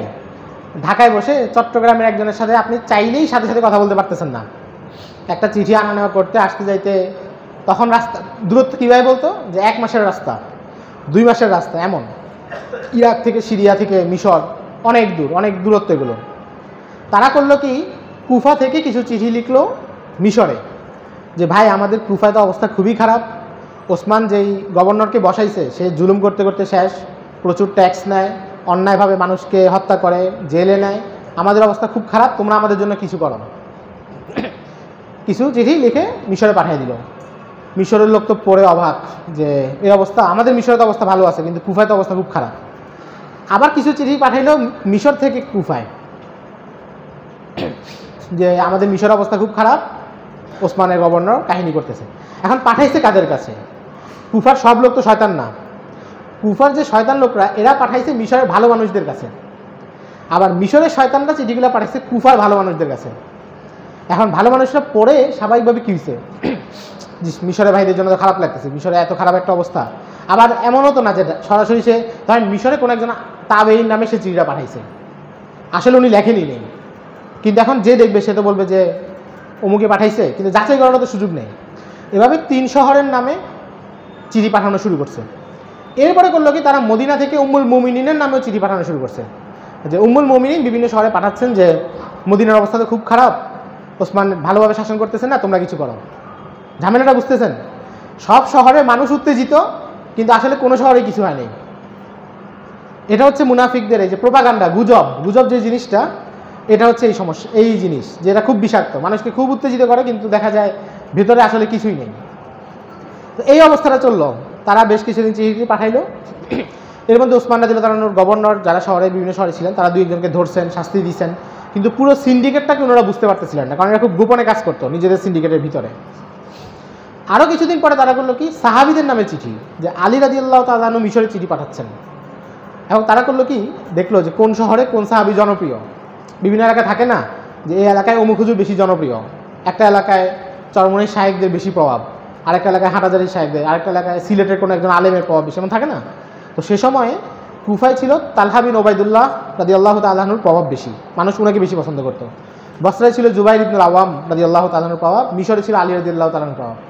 এবার তারা চিঠি পাঠাইলো মিশরে আলী রাদিয়াল্লাহু তাআলা আনহুর নাম দিয়ে, মানে চিঠিটা আলী রাদিয়াল্লাহু তাআলা আনহু লিখতেছেন, কারণ সেই জায়গায় তার হাতের লেখা চেক করার সুযোগ নেই। মানুষ পড়লো আল্লাহ, আলী রাদিয়াল্লাহু তাআলা চিঠি পাঠাইছেন, মদিনার অবস্থা খুব খারাপ। এখন মিশরের সব মানুষ তো খেপে গেছে। আবার চিঠি পাঠাইলো তালহা বিন ওবাইদুল্লাহর নামে কুফাতে, জুবাইর ইবনুল আওয়ামের নামে বসরাতে, সব শহরে খেপে যাচ্ছে। এর মধ্যে মিশরের গভর্নর টের পাইলেন যে এরা তো খুবই ঝামেলা করতেছে। মুআবিয়া রাদিয়াল্লাহু তাআলা আনহু দামেস্কে তো কিছু হয় নাই, ওনার শক্ত নিয়ন্ত্রণ আছে, তাকে উনি বুঝছেন যে ঝামেলা হচ্ছে। উনি ওসমান রাদিয়াল্লাহু তাআলা আনহুকে বললেন যে আপনি দামেস্কে চলে আসেন, দারুল খিলাফা মদিনা থেকে দামেস্কে সরায় আনেন, আপনি এখানে আসেন, আমি আপনার নিরাপত্তা দিব। আজকে সকালে আমাকে কেউ একজন প্রশ্ন করেছিলেন যে আপনাদের এখানেরই যে মুআবিয়া রাদিয়াল্লাহু তাআলা আনহু কোনো পদক্ষেপ নেন নাই কেন, এই পদক্ষেপটা এখন বলতেছি, যা বলতেছি সবই সহিহ সনদে, আল মুজামুল কাবির আছে, মুসান্নাফ ইবনে আবি শাইবাতে আছে, তারিখুল খলিফা ইবনে খাইয়াতে আছে, ওখানকার রাওয়ায়াত সহিহ অথবা হাসান সনদে। তো উনি বলছেন যে আপনি চলে আসেন, আমি আপনাকে নিরাপত্তা দিব। হযরত ওসমান বললেন যে না, নবীজির শহর ছেড়ে আমি দামেস্কে যাব না। বললেন যে ঠিক আছে, তাহলে মদিনায় ক্যান্টনমেন্ট স্থাপন করেন, আমি 2000 সৈন্য পাঠাচ্ছি। একটা বিষয় মনে রাখতে হবে, সে সময় মদিনায় কোনো সেনাবাহিনী ক্যাম্প ছিল না, এটা দারুল খিলাফা ছিল, কিন্তু এখানে সেনাবাহিনী ছিল না।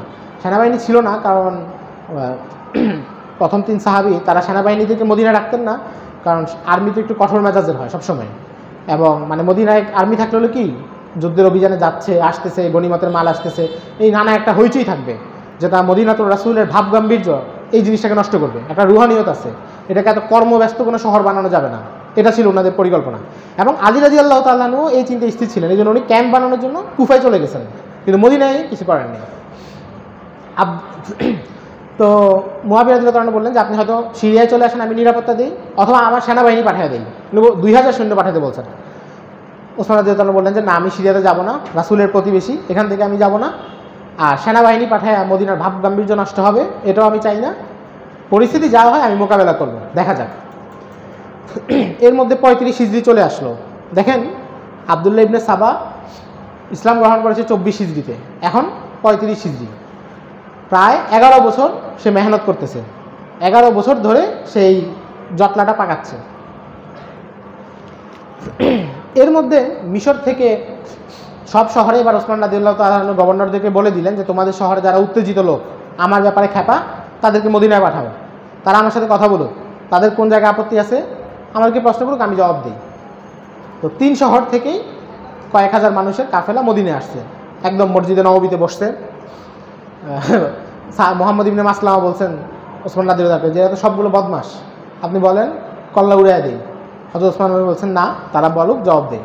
তো এরা আইসে অনেক বেয়াদবি করছে। হযরত ওসমান মিম্বরে দাঁড়াইছেন, তো এরা বেয়াদবের মতো প্রশ্ন করা শুরু করছে যে আপনি রাষ্ট্রের জমি, সরকারি যে জমি, চারণভূমি, সরকারি মানে সরকারি রাষ্ট্রীয় কোষাগারে যে পশু থাকে, তখন তো পশু টশু ছিল, তো এগুলোর যে চারণভূমি, এটার জমি অন্যায়ভাবে বাড়াইছেন। তুমি বলেন যে আমি বাড়াই নেই, এটা হয়তো ওমরের সময় জায়গা কম ছিল, পশু কম ছিল, জায়গা কম ছিল, এখন পশু বাড়ছে তাই জায়গা বাড়াইছে, এটা তো আমার দোষ না। তার বললো যে আপনি মক্কায় গেলে, মিনা মুজদালিফায় গেলে সবসময় 4 রাকাত পড়েন, অথচ নবীজি সেখানে 2 রাকাত পড়ছেন। তো উনি বললেন যে নবীজি সেখানে মুসাফির ছিলেন, কিন্তু ওখানে তো আমার পরিবার আছে, মক্কায় আমার পরিবার আছে, আমি সেখানে মুকিম, তাই মুকিমের নামাজ আদায় করি। আপনি আপনার আত্মীয় স্বজনকে অনেক টাকা পয়সা দেন, তো বলছে এটা আমি রাষ্ট্রীয় ফান্ড থেকে দিই। এটা তোমরা খবর নাও, আমি খলিফা হওয়ার আগেও তাদেরকে দান করতাম, এই অঙ্কই দান করতাম, খলিফা হওয়ার পরেও সেটা দান করতেছি, এখানে তো আমি রাষ্ট্রীয় ফান্ডে 1 টাকাও ধরতেছি না। তারপরে বললো যে আপনি আপনার আত্মীয় স্বজনদেরকে বানাইছেন, তো বলছে যে আমি যারা যোগ্য তাদেরকেই বানাইছি, অযোগ্য কাউকে এখানে বানাই নেই। কারো ব্যাপারে তোমাদের আপত্তি থাকলে বলো, আমরা তাকে চেঞ্জ করে দিই। তো তারা তখন বললো যে কুফার গভর্নরকে চেঞ্জ করে দেন। তো উনি কুফার গভর্নরকে বলছেন যে ঠিক আছে, চেঞ্জ করে দিচ্ছি। তো এই বাহিনী এখন তারা বাহ্যিকভাবে যত অভিযোগ নিয়ে আসছে, অভিযোগের তার কোনো সত্যতা নেই। 34 হিজরি ঘটনা, তারা সবাই ফিরে গেছেন। এখন ফিরে গেলে কি হবে? আব্দুল্লাহ ইবনে সাবা তো সক্রিয়, সে ওই প্রচারণা আবার চালাচ্ছে। পরের বছর আবার খেপা। এই বছর তারা সিদ্ধান্ত নিছে যে সব শহরে বুঝাইছে, মিশরে বুঝাইছে লোকদেরকে, তোমরা চলো আমরা ওখানে গিয়ে একটা অভ্যুত্থান করবো, করে আলী রাদিয়াল্লাহু তাআলাকে খলিফা বানাবো। কুফাতে বুঝাইছে যে আমরা তালহাকে খলিফা বানাবো, বসরায় বলছে আমরা জুবাইরকে খলিফা বানাবো। এটা বুঝিয়ে সব শহর থেকে 1000 করে মোট 3000 মানুষকে নিছে। এখন এই 3000 মানুষের সবাই কিন্তু মুনাফিক না, এখানে অনেক মুখলেস সাদাসিধা মানুষও ছিল। এবং এটা মনে রাখবেন যে বেশি সাদাসিধা বুজুর্গ হওয়ার বিপদ আছে। বেশি সাদাসিধা মানুষ হইলে ঝামেলা, ফিতনা বুঝে না, পরিস্থিতি না বুঝে এমন কাজে জড়ায়া যায় যেটা তার জড়ানোর কথা ছিল না। বেশি সাদাসিধা মানুষ এখলাসের সাথে ফিতনা জড়ায়া যায়। তার এখলাস ভিন্ন জিনিস, কিন্তু পরিস্থিতি বোঝা এটা ভিন্ন জিনিস। এমন না যে এখলাস থাকলে তখন পরিস্থিতিও সে বুঝে ফেলে, এটা সমস্যা হয়। এরকম অনেক মানুষের ছিল। তো 3 বাহিনী নিয়ে মদিনার কাছাকাছি প্রায় 77 কিলোমিটার কাছে চলে আসছে। এসে এবার মুনাফিকদের যে সর্দারগুলো, তারা চিন্তা করলো যদি এদের সবাইকে নিয়ে মদিনায় ঢুকি, এবং আমরা যে বলতেছি যে আলী রাদিয়াল্লাহু তাআলা আমাদেরকে ডাকছে, অমুক অমুক সাহাবী ডাকছে, আমরা কি তাদের খেলাফত বানাবো, তো এরা তো মদিনায় ঢুকলে বুঝে যাবে যে না আসলে এমন কিছু হয়নি, সাহাবীদের সাথে আমাদের এমন কোনো আলাপই হয়নি, তাহলে সবাইকে নিয়ে যাওয়া যাবে না।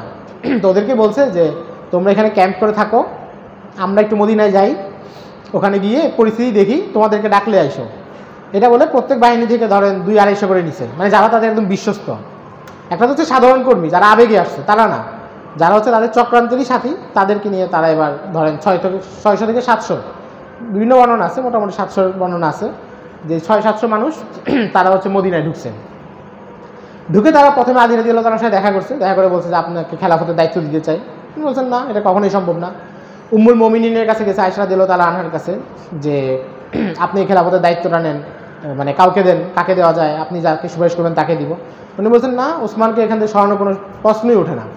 এভাবে তারা নানাজনকে উস্কানোর চেষ্টা করছে, তালহা রাদিয়াল্লাহু তাআলা, জুবাইর রাদিয়াল্লাহু তাআলা, সবাইকে নিজেদের পক্ষে টানার চেষ্টা করছে, কেউ তাদের পক্ষে আসেনি। শেষে তারা ওসমান রাদিয়াল্লাহু তাআলার সাথে আবার দেখা করছে, আবার দেখা করে আগের সেই প্রশ্নগুলোই, তাদের তার নতুন কোনো নেই। উনি আবার সবগুলো জবাব দিচ্ছেন, এদের কাছে বাহ্যিক কোনো জবাব নেই, এরা আবার ফিরে যাচ্ছে যে আমি কিছু করতে পারতেছে না। 3 বাহিনী এবার একসাথে হয়ে 3 বাহিনী 3 শহরে পথ ধরছে ওই মদিনা থেকে ইয়েতে। কিন্তু পথ ধরার সময় একটা ঘটনা ঘটলো, যে মিশরি বাহিনী যখন যাচ্ছে মিশরের দিকে ফিরে যাচ্ছে, তখন আপনারা কি যা বলতেছি বুঝতেছেন মোটামুটি? আচ্ছা, আমি আসলে কিন্তু মানে এখানে আরও ভিতরে কথা আছে, সব বলতেছি না, আমি শুধু মৌলিক কথাটা বলতেছি যেন মূল বিষয়টা আপনাদের মাথায় থাকে, এটা সামনে রেখে আপনারা ভবিষ্যতে পড়াশোনা করতে পারেন। এবং অবশ্যই আমার এই আলোচনাই শেষ না, এখানে আপনারা থামবেন না, আরও পড়াশোনা করবেন ইনশাআল্লাহ। তো মিশরের কাফেলা যাচ্ছিল, তখন তারা দেখলো যে তাদের কাফেলা থেকে দূরে একটা লোক একাকী যাচ্ছে ঘোড়া নিয়ে। ওই লোক করে কি, একবার এই কাফেলার কাছাকাছি আসে আবার দূরে সরে যায়, আবার কাছাকাছি আসে আবার দূরে সরে যায়। এটা তো সন্দেহজনক। মানে আপনি পথে হাঁটতেছেন, একজন রাস্তার ওই পাশে হাঁটতেছে, একবার আপনার এদিকে আসে আবার ওই পাশে চলে যায় আবার আসে, এটা সন্দেহজনক না? তো সবাই মিলে ওই লোককে ধরলো, ধরে যে তুমি কে, কী পরিচয়? সে পরিচয় দিতে চায় না। শেষে বললো যে আমি ওসমানের দূত, মিশর যাচ্ছি, মিশরের গভর্নরের কাছে। কী জন্য যাচ্ছ? আমার কাছে মিশরের গভর্নরের কাছে ওসমানের কাছে চিঠি লিখছেন, ওইটা আছে, চিঠি দাও। বের করলো, রাষ্ট্রীয় সিলমোহর আছে, হযরত ওসমানের যে সিলমোহর ওইটা আছে, মানে প্যাড, এখনকার ভাষায় যেটা আছে হুজুরের প্যাডে আছে। চিঠিতে কী লেখা? গভর্নরের উদ্দেশ্যে লেখা যে 1000 মানুষ যাচ্ছে, এরা মিশরে ঢুকার সাথে সাথে এদেরকে কতল করবা। এটা দেখে তো এরা সবাই খেপে গেছে। আমরা এখানে আলাপ করে যাচ্ছি, মিশর গেলে ওসমান আমাদেরকে মেরে ফেলার চক্রান্ত করতেছে। একই ঘটনা কুফা বাহিনীর সাথে ঘটছে, একই ঘটনা বসরা বাহিনীর সাথে ঘটছে। প্রত্যেক কাফেলা বাসায় একজন লোক আসে আর তাকে ধরলে চিঠি বের হয় এবং ওসমানের সিল আছে। 3 বাহিনীতে এবার খেপে গেছে এবং 3 বাহিনী এবার মদিনার দিকে আসা শুরু করছে। পরস্পর যোগাযোগ হয়ে গেছে এবার যে আমাদেরকে তো হত্যার ইয়ে করতেছে। তারা এবার মদিনায় আসলো। এখানেও একটা বড় অংশ বাইরে ছিল, বাকিরা মদিনায় ঢুকছে চক্রান্তকারীরা। ঢুকে তারা হযরত ওসমানকে বললো যে আপনি আমাদেরকে মারার চক্রান্ত করছেন। হযরত ওসমান বললেন যে এই চিঠি আমি লিখিনি। বললো যে আপনার সিলমোহর আছে। উনি বললেন যে আমি জানি না। বললো যে আপনার সিলমোহর কার কাছে আছে? আপনার সিলমোহর থাকে মারওয়ান ইবনুল হাকামের কাছে, তাবেই। আপনার সিলমোহর মারওয়ান ইবনুল হাকামের কাছে থাকে, তাকে আমাদের হাতে তুলে দেন।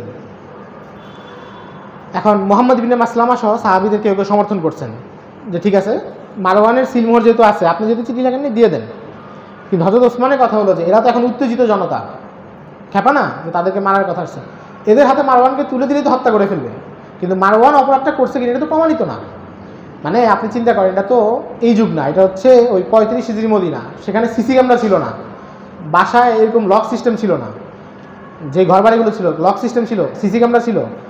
তো মদিনায় খলিফার যে দফতর, সেটাকে আমাদের দফতরের মতো এত সিকিউরিটি কিছু ছিল না, সাদা সিধাই ছিল। তো এখন ওইখানে একটা সিলমোহর কেউ যদি আধা ঘন্টার জন্য চুরি করে নিয়ে একটা চিঠিতে সিল মেরে আবার রেখে যায়, এটা ধরার উপায় আছে? অর্থাৎ সিলমোহর থাকা মানেই মারওয়ান কাজটা করছে, এটা তো প্রমাণিত না। এখন হযরত ওসমান কোন সাহসে তাকে এদের হাতে তুলে দিবেন? এরা তো তুলে দিলে হত্যা করবে, যা বোঝা যাচ্ছে। তো উনি বললেন যে না, তোমরা উপযুক্ত প্রমাণ দাও যে মারওয়ানই কাজটা করছে, তাইলে আমি তোমাদেরকে ইয়ে করবো, নাহলে তুলে দিব না। ওরা বললো যে মারওয়ানকে তুলে দিবেন না, তার মানে আপনি চিঠি লিখছেন। এবার আসলে মূল কথা কি? আসলে মূল কথা হলো চিঠিটা ওরাই লিখছে। আশতান নাফি, হুকাইম বিন জাবালা, তাদের বড় 2 নেতা, এই 2 জনেই মোটামুটি কাজগুলো করছে, তারাই এই কাজগুলো করছে। তারা চিঠি লিখে ইচ্ছাকৃতভাবে লোকটাকে ধরা খাওয়া উত্তেজিত করে আবার নিয়ে আসছে। মানে আগের প্ল্যান তো সফল হয়নি হযরত ওসমানের জবাবের কারণে, এই জন্য নতুন করে উত্তেজিত করে নিয়ে আসছে। এবার তারা হযরত ওসমানের বাড়ি অবরোধ করছে যে আপনি দায়িত্ব ছেড়ে দেন, আপনি খেলাফত ছেড়ে দেন। এটা আমাদের এবার সরাসরি দাবি, এবার কোনো কথাই মানি না, আপনি আমাদেরকে মারতে চেয়েছেন, আপনি দায়িত্ব ছেড়ে অন্য কোনো সাহাবীর হাতে দিয়ে দেন। মদিনা অবরোধ, এই হযরত ওসমানের ঘর অবরোধ হয়ে গেল। সময়টা ছিল গরমকাল এবং হজের মৌসুম চলতেছে। তো প্রথম কয়েকদিন উনি মসজিদে যাইতে পারতেন, কিন্তু একদিন মসজিদে গেছেন, তখন ওনাকে পাথর মারছে মসজিদেই এবং উনি রক্তাক্ত হয়েছেন। এরপর উনি মসজিদে যাওয়া বন্ধ করলেন এবং ওনার ঘরে অবস্থান শুরু করলেন। এরা এমন অবরোধ করছে যে ঘরে খাবার পানি কিছুই ঢুকতে দিচ্ছে না। উম্মুল মুমিনিন উম্মে হাবিবা রাদিয়াল্লাহু তাআলা আনহা, সফিয়া রাদিয়াল্লাহু তাআলা আনহা, ওনারা 2 দিন খাবার নিতে গেছেন, তখন ওনাদের সাথেও খারাপ ব্যবহার করছে। এই মানে এদেরকে আমরা সাবাই বলবো, আব্দুল ইবনে সাবার অনুসারী হিসেবে সাবাইরা ওনাদের সাথে খারাপ ব্যবহার করছে। উম্মুল মুমিনিন উম্মে হাবিবার ঘোড়ার পা কেটে দিচ্ছে, উনি পড়ে যাচ্ছিলেন, এত বড় বেয়াদবি করছে। উম্মুল মুমিনিনের সাথে বেয়াদবি করছে। আলী রাদিয়াল্লাহু তাআলা একদিন গেছেন ঘরে কিছু খাবার পৌঁছায় দিবেন, কিন্তু ওনাকে ঢুকতে দেয় নাই। পরে উনি ওনার রুমালকে ওই দেয়ালের উপর থেকে ভিতরে মারছেন, মানে ওসমান রাদিয়াল্লাহু তাআলা যেন বুঝেন যে আলী রাদিয়াল্লাহু তাআলা আসছেন, দেখা করতে পারেননি। এভাবে দিন যাচ্ছে, এর মধ্যে হজের মৌসুম চলে আসলো। তো ওসমান রাদিয়াল্লাহু তাআলা হজ কাফেলা নিয়ে আব্দুল্লাহ ইবনে আব্বাসকে পাঠালেন যে আপনি যান, হজ করে আসেন। উম্মুল মুমিনিন আয়েশা রাদিয়াল্লাহু তাআলা আনহা তখন উনি মক্কায় চলে গেলেন, কারণ উনি বুঝতেছিলেন যে মদিনায় একটা রাজনৈতিক ঝামেলা হবে এবং ঝামেলাটা এমন হবে যে এরা তো অন্য 2 উম্মুল মুমিনিনের সাথেও বেয়াদবি করছে, কাজে এখানে থাকা তো নিরাপদ না, এরা যা শুরু করছে। পরে উনি মক্কায় চলে গেলেন হজ কাফেলার সাথে। আলী রাদিয়াল্লাহু তাআলা আনহু এবং অন্যান্য সাহাবীরা হযরত ওসমানকে বললেন যে আপনি বলেন আমরা এখন এদের সাথে লড়ি যারা আপনার ঘর অবরোধ করছে। কিন্তু উনি বললেন যে না, এদের সাথে আমার কারণে মুসলিম সমাজে রক্তপাত হোক, এটা আমি চাই না। হযরত ওসমানের কথা ছিল কি, হযরত ওসমান চাচ্ছিলেন কি যে নবীজির যুগে নবীজি কিন্তু মুনাফিকদের সাথে সরাসরি লড়েন নাই। মদিনায় যে মুনাফিকরা ছিল, যারা ওহুদের যুদ্ধে যায় নাই, ফিরে আসছে, পরে বিভিন্ন কথা ছড়াইছে, উম্মুল মুমিনের নামে অপবাদ ছড়াইছে, এদের বিরুদ্ধে নবীজি লড়েন নাই। কারণ লড়লে সমস্যা কি, যে বাহ্যিকভাবে দেখা যায় মুসলমান লড়তেছে, বাহ্যিকভাবে তো মুসলিম কমিটির সদস্য, এই জন্য নবীজি সতর্ক করে দিয়েছেন মুনাফিকদের ব্যাপারে, তালিকা দিয়ে দিয়েছেন হুযায়ফা ইবনুল ইয়ামানকে। কিন্তু নবীজি কিন্তু সরাসরি এদের বিরুদ্ধে কোনো অ্যাকশন নেননি। হযরত ওসমান চাচ্ছিলেন ওইটা, যে এদের বিরুদ্ধে আমি এখন লড়তে গেলে মানুষ বলবে যে ক্ষমতা টিকানোর জন্য মুসলমান লড়ছে, আমি ওইটা চাই না, আমি চাই স্বাভাবিকভাবে কিছু। আর ওনার মাথায় তো ছিল যে আমি তো আসলে নবীজির কাছ থেকে আমার যে শাহাদাত হবে ইঙ্গিত তো পাইছি, ওইটা তো এড়ানোর উপায় নাই, কাজে এখানে অযথা রক্তপাত চাইনি, এটা ছিল ওনার মূল মাকসাদ। তো এভাবে অবরোধ চলতেছে, এর মধ্যে ওনার অবস্থা খুব খারাপ হচ্ছে, মানে খাবার দাবার নাই, অবরোধ টানা চলতেছে। এর মধ্যে 18ই জিলহজ আসলো। 18ই জিলহজ রাতে উনি স্বপ্নে দেখলেন, ভোর রাতে ফজরের আগে ওসমান রাদিয়াল্লাহু তাআলা স্বপ্নে দেখলেন যে নবীজি ওনাকে বলতেছেন যে উনি ওই দিন রোজা রাখবেন, মানে এমন নিয়ত ছিল। তো নবীজি ওনাকে বলছেন, ওসমান আজকে তো রোজা রাখবা, ইফতার আমার সাথে বেরো।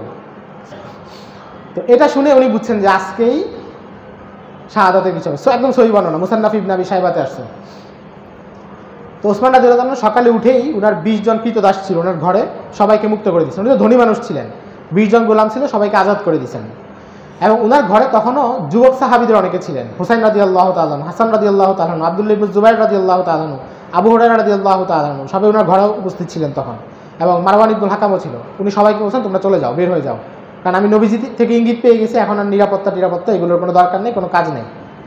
তো হাসান রাদিয়াল্লাহু তাআলা সবাই বের হয়ে গেছে, হাসান রাদিয়াল্লাহু তাআলা যাচ্ছিলেন না। পরে উনি বললেন যে আমি খলিফাতুল মুসলিমিন হিসাবে তোমাকে আদেশ করতেছি, তুমি এখান থেকে বের হয়ে যাও। পরে বাধ্য হয়ে ওনারা বের হয়ে গেলেন। ওনার পরিবারে তখন আর কেউই নেই, শুধু মহিলারা আছে, উনি আছেন, এবং ঘরের দরজাও খুলে দিয়েছেন। মানে আসলে এই আলোচনাটা অনেক কষ্টের। মানে আপনি দৃশ্যটা কল্পনা করেন, নবীজির জামাতা, তৃতীয় খলিফা, ইসলামের প্রতি যার এত অবদান, তাকে মানুষ এই অপবাদ দিয়ে হত্যা করার জন্য আসছে। কোন মানুষগুলো? যারা সাহাবীদেরকে দেখছে, এরা তো সাহাবীদেরকে দেখা মানুষ। ওই মানুষগুলো চক্রান্ত কী জিনিস, মিথ্যা কী জিনিস, এবং শরীয়তকে সামনে না রাখলে, এই লোকগুলো যদি শরীয়তের উসুলকে সামনে রেখে পুরা বিষয় চিন্তা করতো, তাহলে কিন্তু এত ঝামেলা হইতো না। কিন্তু তারা নিজেদের আবেগকে প্রাধান্য দিয়ে, মানে যারা মুখলিস, চক্রান্তকারী তো ছিলই, যারা মুখলিস তারা নিজেদের আবেগকে প্রাধান্য দিতে গিয়ে সমস্যাগুলো করলো। পরে দরজা খোলা, তো প্রথমে এক লোক ঢুকছেন, হযরত ওসমান রাদিয়াল্লাহু তাআলা। এবং হযরত ওসমান শাহাদাতের জন্য কেমন প্রস্তুতি নিয়েছেন, আল বিদায়া ওয়ান নিহায়া এবং তারিকুত তাবারিতে বর্ণনা আসছে। উনি সবসময় সাধারণত লুঙ্গি পরতেন, আবার পায়জামাও পরতেন। তো উনি পায়জামা পরে নিয়েছেন, কারণ ওনার আশঙ্কা ছিল যে শাহাদাত হয়ে গেলে, মারা গেলে তখন কাপড় চোপড়ে কী হয়, এই জন্য উনি পায়জামা পরে নিয়েছেন। উনি রোজাদার ছিলেন, তিলাওয়াত করতে বসে গেছেন। মোটামুটি দুপুরের দিকে, দ্বীপ প্রহর যেটা 12টা 1টা, এই সময় প্রথম একজন ঢুকছে। তারা যখন বুঝছে যে সবাই বের হয়ে গেছে, ঘরে কেউ নাই, দরজা খোলা, তখন প্রথম এক লোক ঢুকছে, ঢুকে হযরত ওসমানের কাছে আসছে। তো বলে যে আমি আপনাকে মেরে ফেলবো। হযরত ওসমান বললেন যে তুমি আল্লাহ রাসূলের খলিফাকে মারতে পারবা? এটা বলার পরে ওই লোক হয়তো ভালো ছিল, মুখলেস ছিল, তার অন্তরে একটা ভয়ের সৃষ্টি হয়েছে, সে বের হয়ে গেছে। এরপরে যিনি ঢুকছেন অত্যন্ত দুঃখজনক, আবু বকর রাদিয়াল্লাহু তাআলা আনহুর ছেলে মুহাম্মদ বিন আবু বকর তরবারি হাতে ঢুকছেন। তো হযরত ওসমান বলছেন যে তোমার আব্বা যদি আজকে জীবিত থাকতেন তাহলে তোমার এই কাজ পছন্দ করতেন না। তো এটা বলার সাথে সাথে উনি অনুতপ্ত হয়ে বের হয়ে গেছেন। তো মুহাম্মদ বিন আবু বকর আসলে এখানে কেন জড়াইছেন, এটা নিয়ে আব্দুল্লাহ ইবনে ওমর রাদিয়াল্লাহু তাআলা আনহুকে জিজ্ঞাসা করা হয়েছিল যে উনি কেন জড়াইছিলেন। তো মূলত হয়েছে উনি ওনার কাছে কিছু টাকা পাইতো। তো এই টাকাটা উনি অনেকদিন ধরে দিচ্ছিলেন না। পরে হযরত ওসমানের কাছে বিচার গেছে, হযরত ওসমান জোরপূর্বক চাপ দিয়ে টাকাটা ওনার কাছ থেকে আদায় করে নিয়েছেন। এই কারণে ওনার একটা রাগ ছিল, ব্যক্তিগত রাগ থেকে উনি তাতে জড়াই গেছিলেন। তো প্রথম 2-3 জন ব্যর্থ হয়ে গেল। এরপরে তাদের মূল নাটের গুরু 9 থেকে 10 জন তারা তরবারি হাতে ঢুকছে, এবং আল মাউতুল আসওয়াদ, কালো মৃত্যু নামে এক লোক প্রথম হযরত ওসমানের ঘাড়ে আঘাত করে, এবং হযরত ওসমান পড়ে গেলে কোরআন শরীফের উপর পড়ে যান, এবং একের পর এক কোপ দিতে থাকে, তরবারি আঘাত করতে থাকে। হযরত ওসমান রাদিয়াল্লাহু তাআলা আনহুর স্ত্রী নাইলা রাদিয়াল্লাহু তাআলা আনহা, উনি ছুটে আসেন স্বামীকে বাঁচানোর জন্য। উনি স্বামীর উপরে উপুর হয়ে পড়েন, মানে নিরাপত্তা দেওয়ার জন্য। তখন উনাকেও আঘাত করতে থাকে এবং ওনার হাত পায়ের আঙ্গুল কেটে ফেলেন কোপের কারণে। তো এর মধ্যে ওই যেই সাহাবীরা সকালে বের হয়ে গেছিলেন, যাদেরকে বের করে দেওয়া হয়েছিল, তারা তো একটা অপেক্ষায় ছিলেন যে কিছু একটা ঘটবে। ওনারা তো বেশি দূরে যান নাই, চিৎকার চেঁচামেচি শুনে ওনারা চলে আসছেন। আব্দুল্লাহ ইবনে জুবাইর আসছেন, হাসান হোসেন রাদিয়াল্লাহু তাআলা আসছেন, এসে ওনারা লড়াই করা শুরু করছেন এদের সাথে। তো ওনাদের হাতে এদের বেশ কয়েকজন ওখানেই নিহত হয়েছে, কারণ হযরত ওসমানের হত্যাকারী কয়েকজন ওই রুমেই নিহত। আবার ওনারাও অনেকে আহত হয়েছেন, যেমন হযরত আব্দুল্লাহ ইবনে জুবাইর খুব আহত হয়েছেন, ওনার শরীরে অনেকগুলো আঘাত ছিল। মারওয়ান ইবনুল হাকাম মারাত্মক আহত হয়েছেন, তীব্র যুদ্ধ হইল এবং কয়েকজন খুনি হচ্ছেন টাস করে বের হয়ে গেছে। তার মানে এখন কি দেখলাম যে খুনিদের একাংশ ওখানেই নিহত হয়েছে আর কয়েকজন খুনি বের হয়ে গেছে। এখন হযরত ওসমান রাদিয়াল্লাহু তাআলা আনহু কার আঘাতে শহীদ হয়েছেন, কারা ওনাকে আঘাত করছে, মানে রুমে যারা ঢুকছে সবাই কিন্তু আঘাত করার সুযোগ পায় নাই, হত্যা করে নাই, কিছু মানুষ করছে। এখন ওনাকে কারা আঘাত করছে এটার কোনো প্রত্যক্ষদর্শী নাই। হযরত ওসমান তো শহীদ, আর একমাত্র প্রত্যক্ষদর্শী ছিলেন নায়েলা, তিনি তো উপর হয়েছিলেন হযরত ওসমানকে নিরাপত্তা দেওয়ার জন্য। পিছন থেকে কারা আঘাত করতেছে এটা তুমি দেখেননি। যাই হোক, এটা ছিল 18 জিলহজ, ইফতারের আগ মুহূর্ত। ওই যে নবীজি বলছেন ইফতার এসে করো, ইফতারের আগ মুহূর্ত হযরত ওসমান শহীদ হলেন। পুরো মদিনায় একটা শোকের পরিবেশ, কারণ হযরত ওমর রাদিয়াল্লাহু তাআলার ঘটনা ছিল আকস্মিক, কিন্তু হযরত ওসমানের ঘটনাতে একটা দীর্ঘমেয়াদী জিনিস, সবাই খুব শোকে। এবং অনেকে জিজ্ঞাসা করে যে সময় সাহাবিরা কোথায় ছিলেন। সাহাবিরা তো ছিলেন মদিনায় অনেকে, কিন্তু হযরত ওসমান যে সবাইকে নিষেধ করছেন, এবং ওনার নিষেধটা তো শুধু ব্যক্তির নিষেধ না, খলিফাতুল মুসলিমিনের নিষেধ, এটা অমান্য করার সুযোগ নেই। আলী রাদিয়াল্লাহু তাআলা বারবার বলছেন যে আমরা লড়াই করি, উনি বলছেন যে না, আপনি করার দরকার নেই। তো আলী রাদিয়াল্লাহু তাআলা পরে একটু মদিনার বাইরে চলে গেছিলেন, মানে মনের কষ্ট যে আমি থাইকাই দৃশ্য দেখতে পারবো না, এমন একটা অবস্থান ছিল।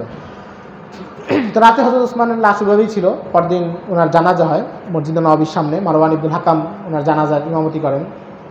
আব্দুল্লাহ ইবনে জুবাইর তখনও আহত, হাসান রাদিয়াল্লাহু তাআলা আনহু আহত, ওনাদেরকে চিকিৎসা দেওয়ার ব্যবস্থা চলতেছিল। এখন পুরা মদিনায় তখন 700 বিদ্রোহী অন্তত, এদের মধ্যে কেউ আছে খুনি, কেউ খুনির ইন্ধনদাতা, কেউ আছে ঘর অবরোধকারী, কেউ আছে ঘর অবরোধকারী মদিনায় ঢুকছে। এক স্তরের অপরাধী না, বিভিন্ন স্তরের। সবচেয়ে বড় সমস্যা হলো মদিনার নিরাপত্তা। খলিফা তো নিহত হলেন, এখন সামনে কি হবে, এটা নিয়ে একটা সবার মধ্যে দ্বিধাদ্বন্দ্ব প্রশ্ন যে এখন সামনে কি হবে। 3 দিন এভাবে চলে গেল, কোনো খলিফা নাই, কোনো দায়িত্ব নাই, সব অবকাঠামো ভেঙে পড়ছে। যেটা হয় ওই অপরাধীরা টহল দিচ্ছে, 700 মানুষ মদিনা টহল দিচ্ছে, বিভিন্ন জনকে বলতেছে আপনি খলিফা হন, আপনি খলিফা হন, কেউ দায়িত্ব নিচ্ছেন না। শেষে তালহা রাদিয়াল্লাহু তাআলা আনহু, জুবাইর রাদিয়াল্লাহু তাআলা আনহু, আরও বেশ কয়েকজন সাহাবী সহ ওনারা গিয়ে হযরত আলী রাদিয়াল্লাহু তাআলা আনহুর কাছে বললেন যে আমরা আপনার কাছে বায়াত দিতে চাই। কারণ হযরত ওসমানও যখন ওই ওনার বিরুদ্ধে এই ঝামেলাগুলো শুরু হচ্ছে তখন উনি বলছেন যে আমার পরে আমি কাউকে দিয়ে যাব না, যদি ওসিয়ত করে যেতাম তাহলে হযরত আলীর কথা বলতাম। তো এই দিক থেকে বোঝায় যে ওনার ইশারা ছিল। তো ওনারা সবাই ওনার হাতে বায়াত দিয়ে দিলেন এবং আলী রাদিয়াল্লাহু তাআলা মসজিদে নববীতে খুতবা দিলেন। তালহা ইবনে উবাইদুল্লাহ, জুবাইর ইবনুল আওয়াম ওনারা নিজেরা গিয়ে কিন্তু আলী রাদিয়াল্লাহু তাআলাকে বায়াত দিয়েছেন। তো খলিফা হওয়ার পর আলী রাদিয়াল্লাহু তাআলা প্রথম নির্দেশ দিলেন যে তোমরা যারা 700 মদিনার বাইরে থেকে আসছো, মদিনায় আসো, সবাই শহর ত্যাগ করো। এটা অনেক প্রথম নির্দেশ যে তোমরা দ্রুত শহর ত্যাগ করো, মদিনা ত্যাগ করো। 3 দিনের মধ্যে মদিনা ত্যাগ করো, মদিনা খালি হয়ে গেল। আলী রাদিয়াল্লাহু তাআলা সব কিছু বিষয়, নতুন দায়িত্ব পেয়েছেন, সবগুলো বিষয় তো বিশৃঙ্খল, এগুলো সব গোছাচ্ছেন। এখন ওই মুহূর্তে সাহাবায়ে কেরামের মধ্যে 4টা মত দেখা গেল। আপনারা এই পয়েন্টে একটু মনে রাখেন, তাহলে সামনের অনেকগুলো বিষয় সহজ হবে। প্রথম দলের সাহাবীদের মত ছিল যে ওসমানের হত্যাকারী যারা, এদেরকে এই মুহূর্তে শাস্তি দেওয়া হবে না, কারণ ওই যে সময়টা বিশৃঙ্খল, অপরাধী মানুষ আছে 700, কিন্তু খুনি কে কে এখনও নির্দিষ্ট করে জানা যাচ্ছে না। ঘর অবরোধ করেছে কিন্তু খুন করে নাই, এমন অনেকে আছে। মদিনায় ঢুকছে কিন্তু ঘর অবরোধ করে নাই, এমন অনেকে আছে। মদিনার বাইরে অবস্থান করছে কিন্তু মদিনায় ঢুকে নাই, এমন অনেকে আছে। নানা স্তরের লোক আছে। এখন ফিতনার এই অবস্থায় এই মুহূর্তে যাচাই করা সম্ভব না। পরিস্থিতি একটু শান্ত হোক, তদন্ত করে উপযুক্ত শাস্তি যে পায় তাকে দেওয়া হবে, কাজে আপাতত বিচার হবে না। এই মতের পক্ষে ছিলেন আলী রাদিয়াল্লাহু তাআলা আনহু, আম্মার ইবনে ইয়াসির রাদিয়াল্লাহু তাআলা আনহু, সাহল ইবনে হুনাইফ রাদিয়াল্লাহু তাআলা আনহু, কাকা ইবনে আমর রাদিয়াল্লাহু তাআলা আনহু, ওনাদের ছিল এই মত। দ্বিতীয় একটা মত ছিল যে আমরা আলী রাদিয়াল্লাহু তাআলা আনহুকে বায়াত দিয়ে দিচ্ছি, উনি খলিফা, কিন্তু বিচারটা করতে হবে, হযরত ওসমানের খুনির বিচার এখনই করতে হবে। এই মত ছিল আয়েশা রাদিয়াল্লাহু তাআলা আনহা, তালহা ইবনে উবাইদুল্লাহ রাদিয়াল্লাহু তাআলা আনহু, জুবাইর ইবনুল আওয়াম রাদিয়াল্লাহু তাআলা আনহু। ওনাদের মত কি বায়াত দিয়ে দিচ্ছি, বিচার করেন দ্রুত। তৃতীয় মত ছিল মুআবিয়া রাদিয়াল্লাহু তাআলা আনহু, আমর ইবনুল আস রাদিয়াল্লাহু তাআলা আনহু, ওনাদের যে যতক্ষণ বিচার না করবেন বায়াত দিব না, আগে খুনিদের বিচার করেন পরে বায়াত। 4 নম্বর মত ছিল কয়েকজন সাহাবীর যে আমরা এসব সাথে পাচ্ছে কিছুতেই নেই, আমাদের কোনো অবস্থানও নাই, এটা ছিল ওই যে মোহাম্মদ ইবনে মাসলামা, যাকে নবীজি বলছেন ফিতনার যুগ দেখলে তরবারি ভেঙে দিও। উনি সাদ ইবনে আবি ওয়াক্কাস, ওসামা ইবনে জায়েদ রাদিয়াল্লাহু তাআলা আনহু, ওনাদের মত ছিল যে আমরা এই ফিতনাতে নাই, ওনারা মদিনার বাইরেই চলে গেছেন, যে আমরা এটা কোনো কথাতেই নেই। তাহলে মত কয়টা দেখা গেল? 4টা। তো 4 নম্বর মতের যারা, তাদের সাথে আসলে কোনো লেনা দেনা নেই, কারণ যেহেতু ওনারা সব কিছু থেকে হাত গুটিয়ে চলে গেছেন। মূল যতগুলো ইখতিলাফ হয়েছে, মুশাজারাতে সাহাবার যে সূচনা হয়েছে সেটা মূলত প্রথম 3 গ্রুপের মধ্যে। বিচার কি এখন হবে না পরে? আলী রাদিয়াল্লাহু তাআলা বলতেছেন না, বিচার আরও পরে, আগে ক্ষমতা মজবুত করি। আম্মাজান আয়েশা রাদিয়াল্লাহু তাআলা আনহা ওনারা বলতেছেন যে বায়াত দিচ্ছি, বিচার করেন। মুআবিয়া রাদিয়াল্লাহু তাআলা বলতেছেন যে না, বিচার না করলে বায়াত হবে না। 3টা মত। আম্মাজান তখন মক্কায়, ওই যে হজরত সফরে গেছেন, এখনও আসেন নাই। মক্কায় শাহাদাতের খবর পৌঁছে গেছে, উনি কাবা শরীফের চত্বরে কালো পর্দা টাঙ্গিয়ে জনগণের উদ্দেশ্যে ভাষণ দিয়েছেন, এবং খুব আবেগঘন ভাষণ, তারিখের প্রায় সব কিতাবেই আছে, লম্বা ভাষণ। এবং সেখানে তিনি বলছেন যে তোমরা কোন অবস্থায় আছো? ওসমানকে হত্যা করা হয়েছে, তোমরা এখনো নিশ্চুপ বসে আছো, তাদের খুনিদের বিচার করবা না? তো প্রায় 600 মানুষ ওনার সাথে রেডি হয়েছে যে আম্মাজান যেই পদক্ষেপ নেবেন আমরা সেই পদক্ষেপ নিব। জুবাইর ইবনুল আওয়াম, তালহা ইবনে উবাইদুল্লাহ ওনারাও মদিনা থেকে মক্কায় চলে গেছেন, আম্মাজানের সাথে যোগ দিয়েছেন। শেষে আম্মাজান 600 জনের কাফেলা নিয়ে বসরার উদ্দেশ্যে চলে গেছেন। কারণ কি? কারণ হচ্ছে যে খুনিরা 700 জন যারা, এরা তো বসরা, কুফা বিভিন্ন শহরে চলে গেছে। আম্মাজানের নিয়ত ছিল বসরায় গিয়ে এদের সাথে লড়াই করব। এদিকে আম্মাজানের যাত্রার সংবাদ পেয়ে আলী রাদিয়াল্লাহু তাআলা চিন্তিত হয়ে গেছেন। ওনার চিন্তা হলো যে না, আমরা তো বিচারটা পরে করব।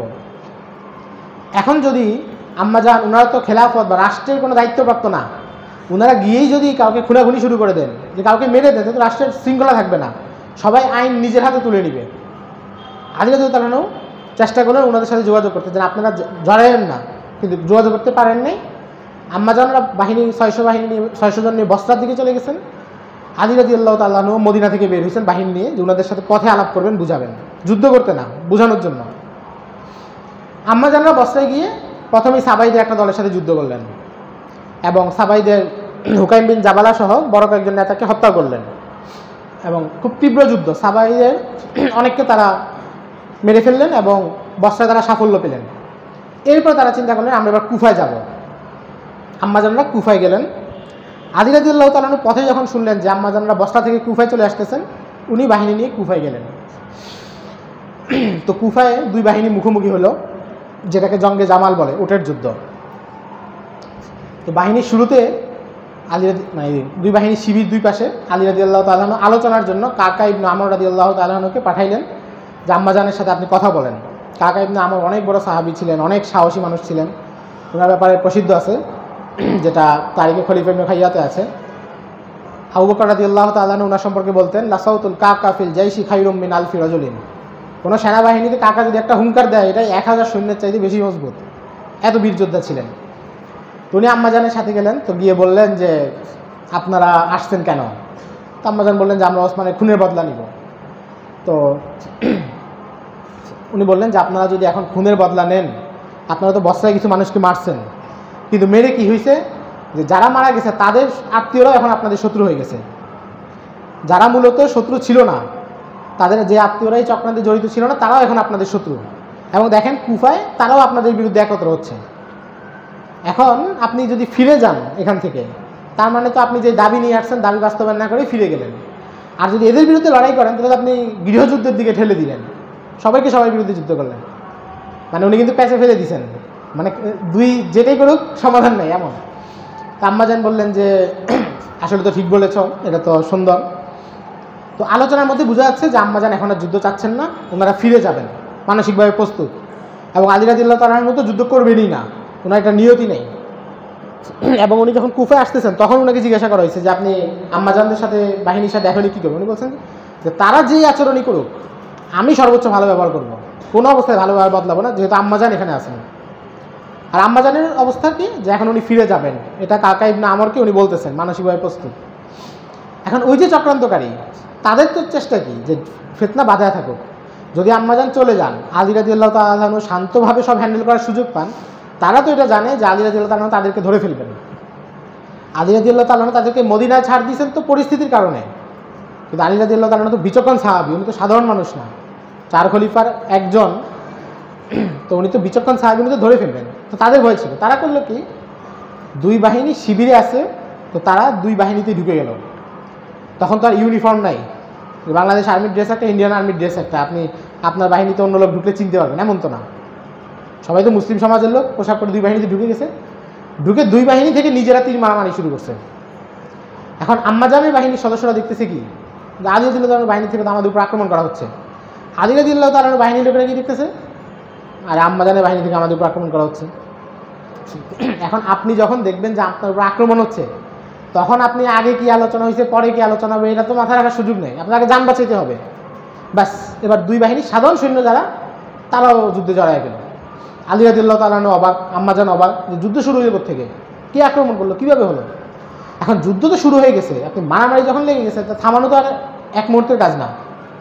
ওনারা চেষ্টা করতেছেন, সেনাবাহিনী এরা বলতেছেন, কিন্তু ওই অবস্থাও দেখেন তালহা ইবনে উবাইদুল্লাহ রাদিয়াল্লাহু তাআলা আনহু এক সাবাইয়ের হাতে উনি মারা যাচ্ছেন।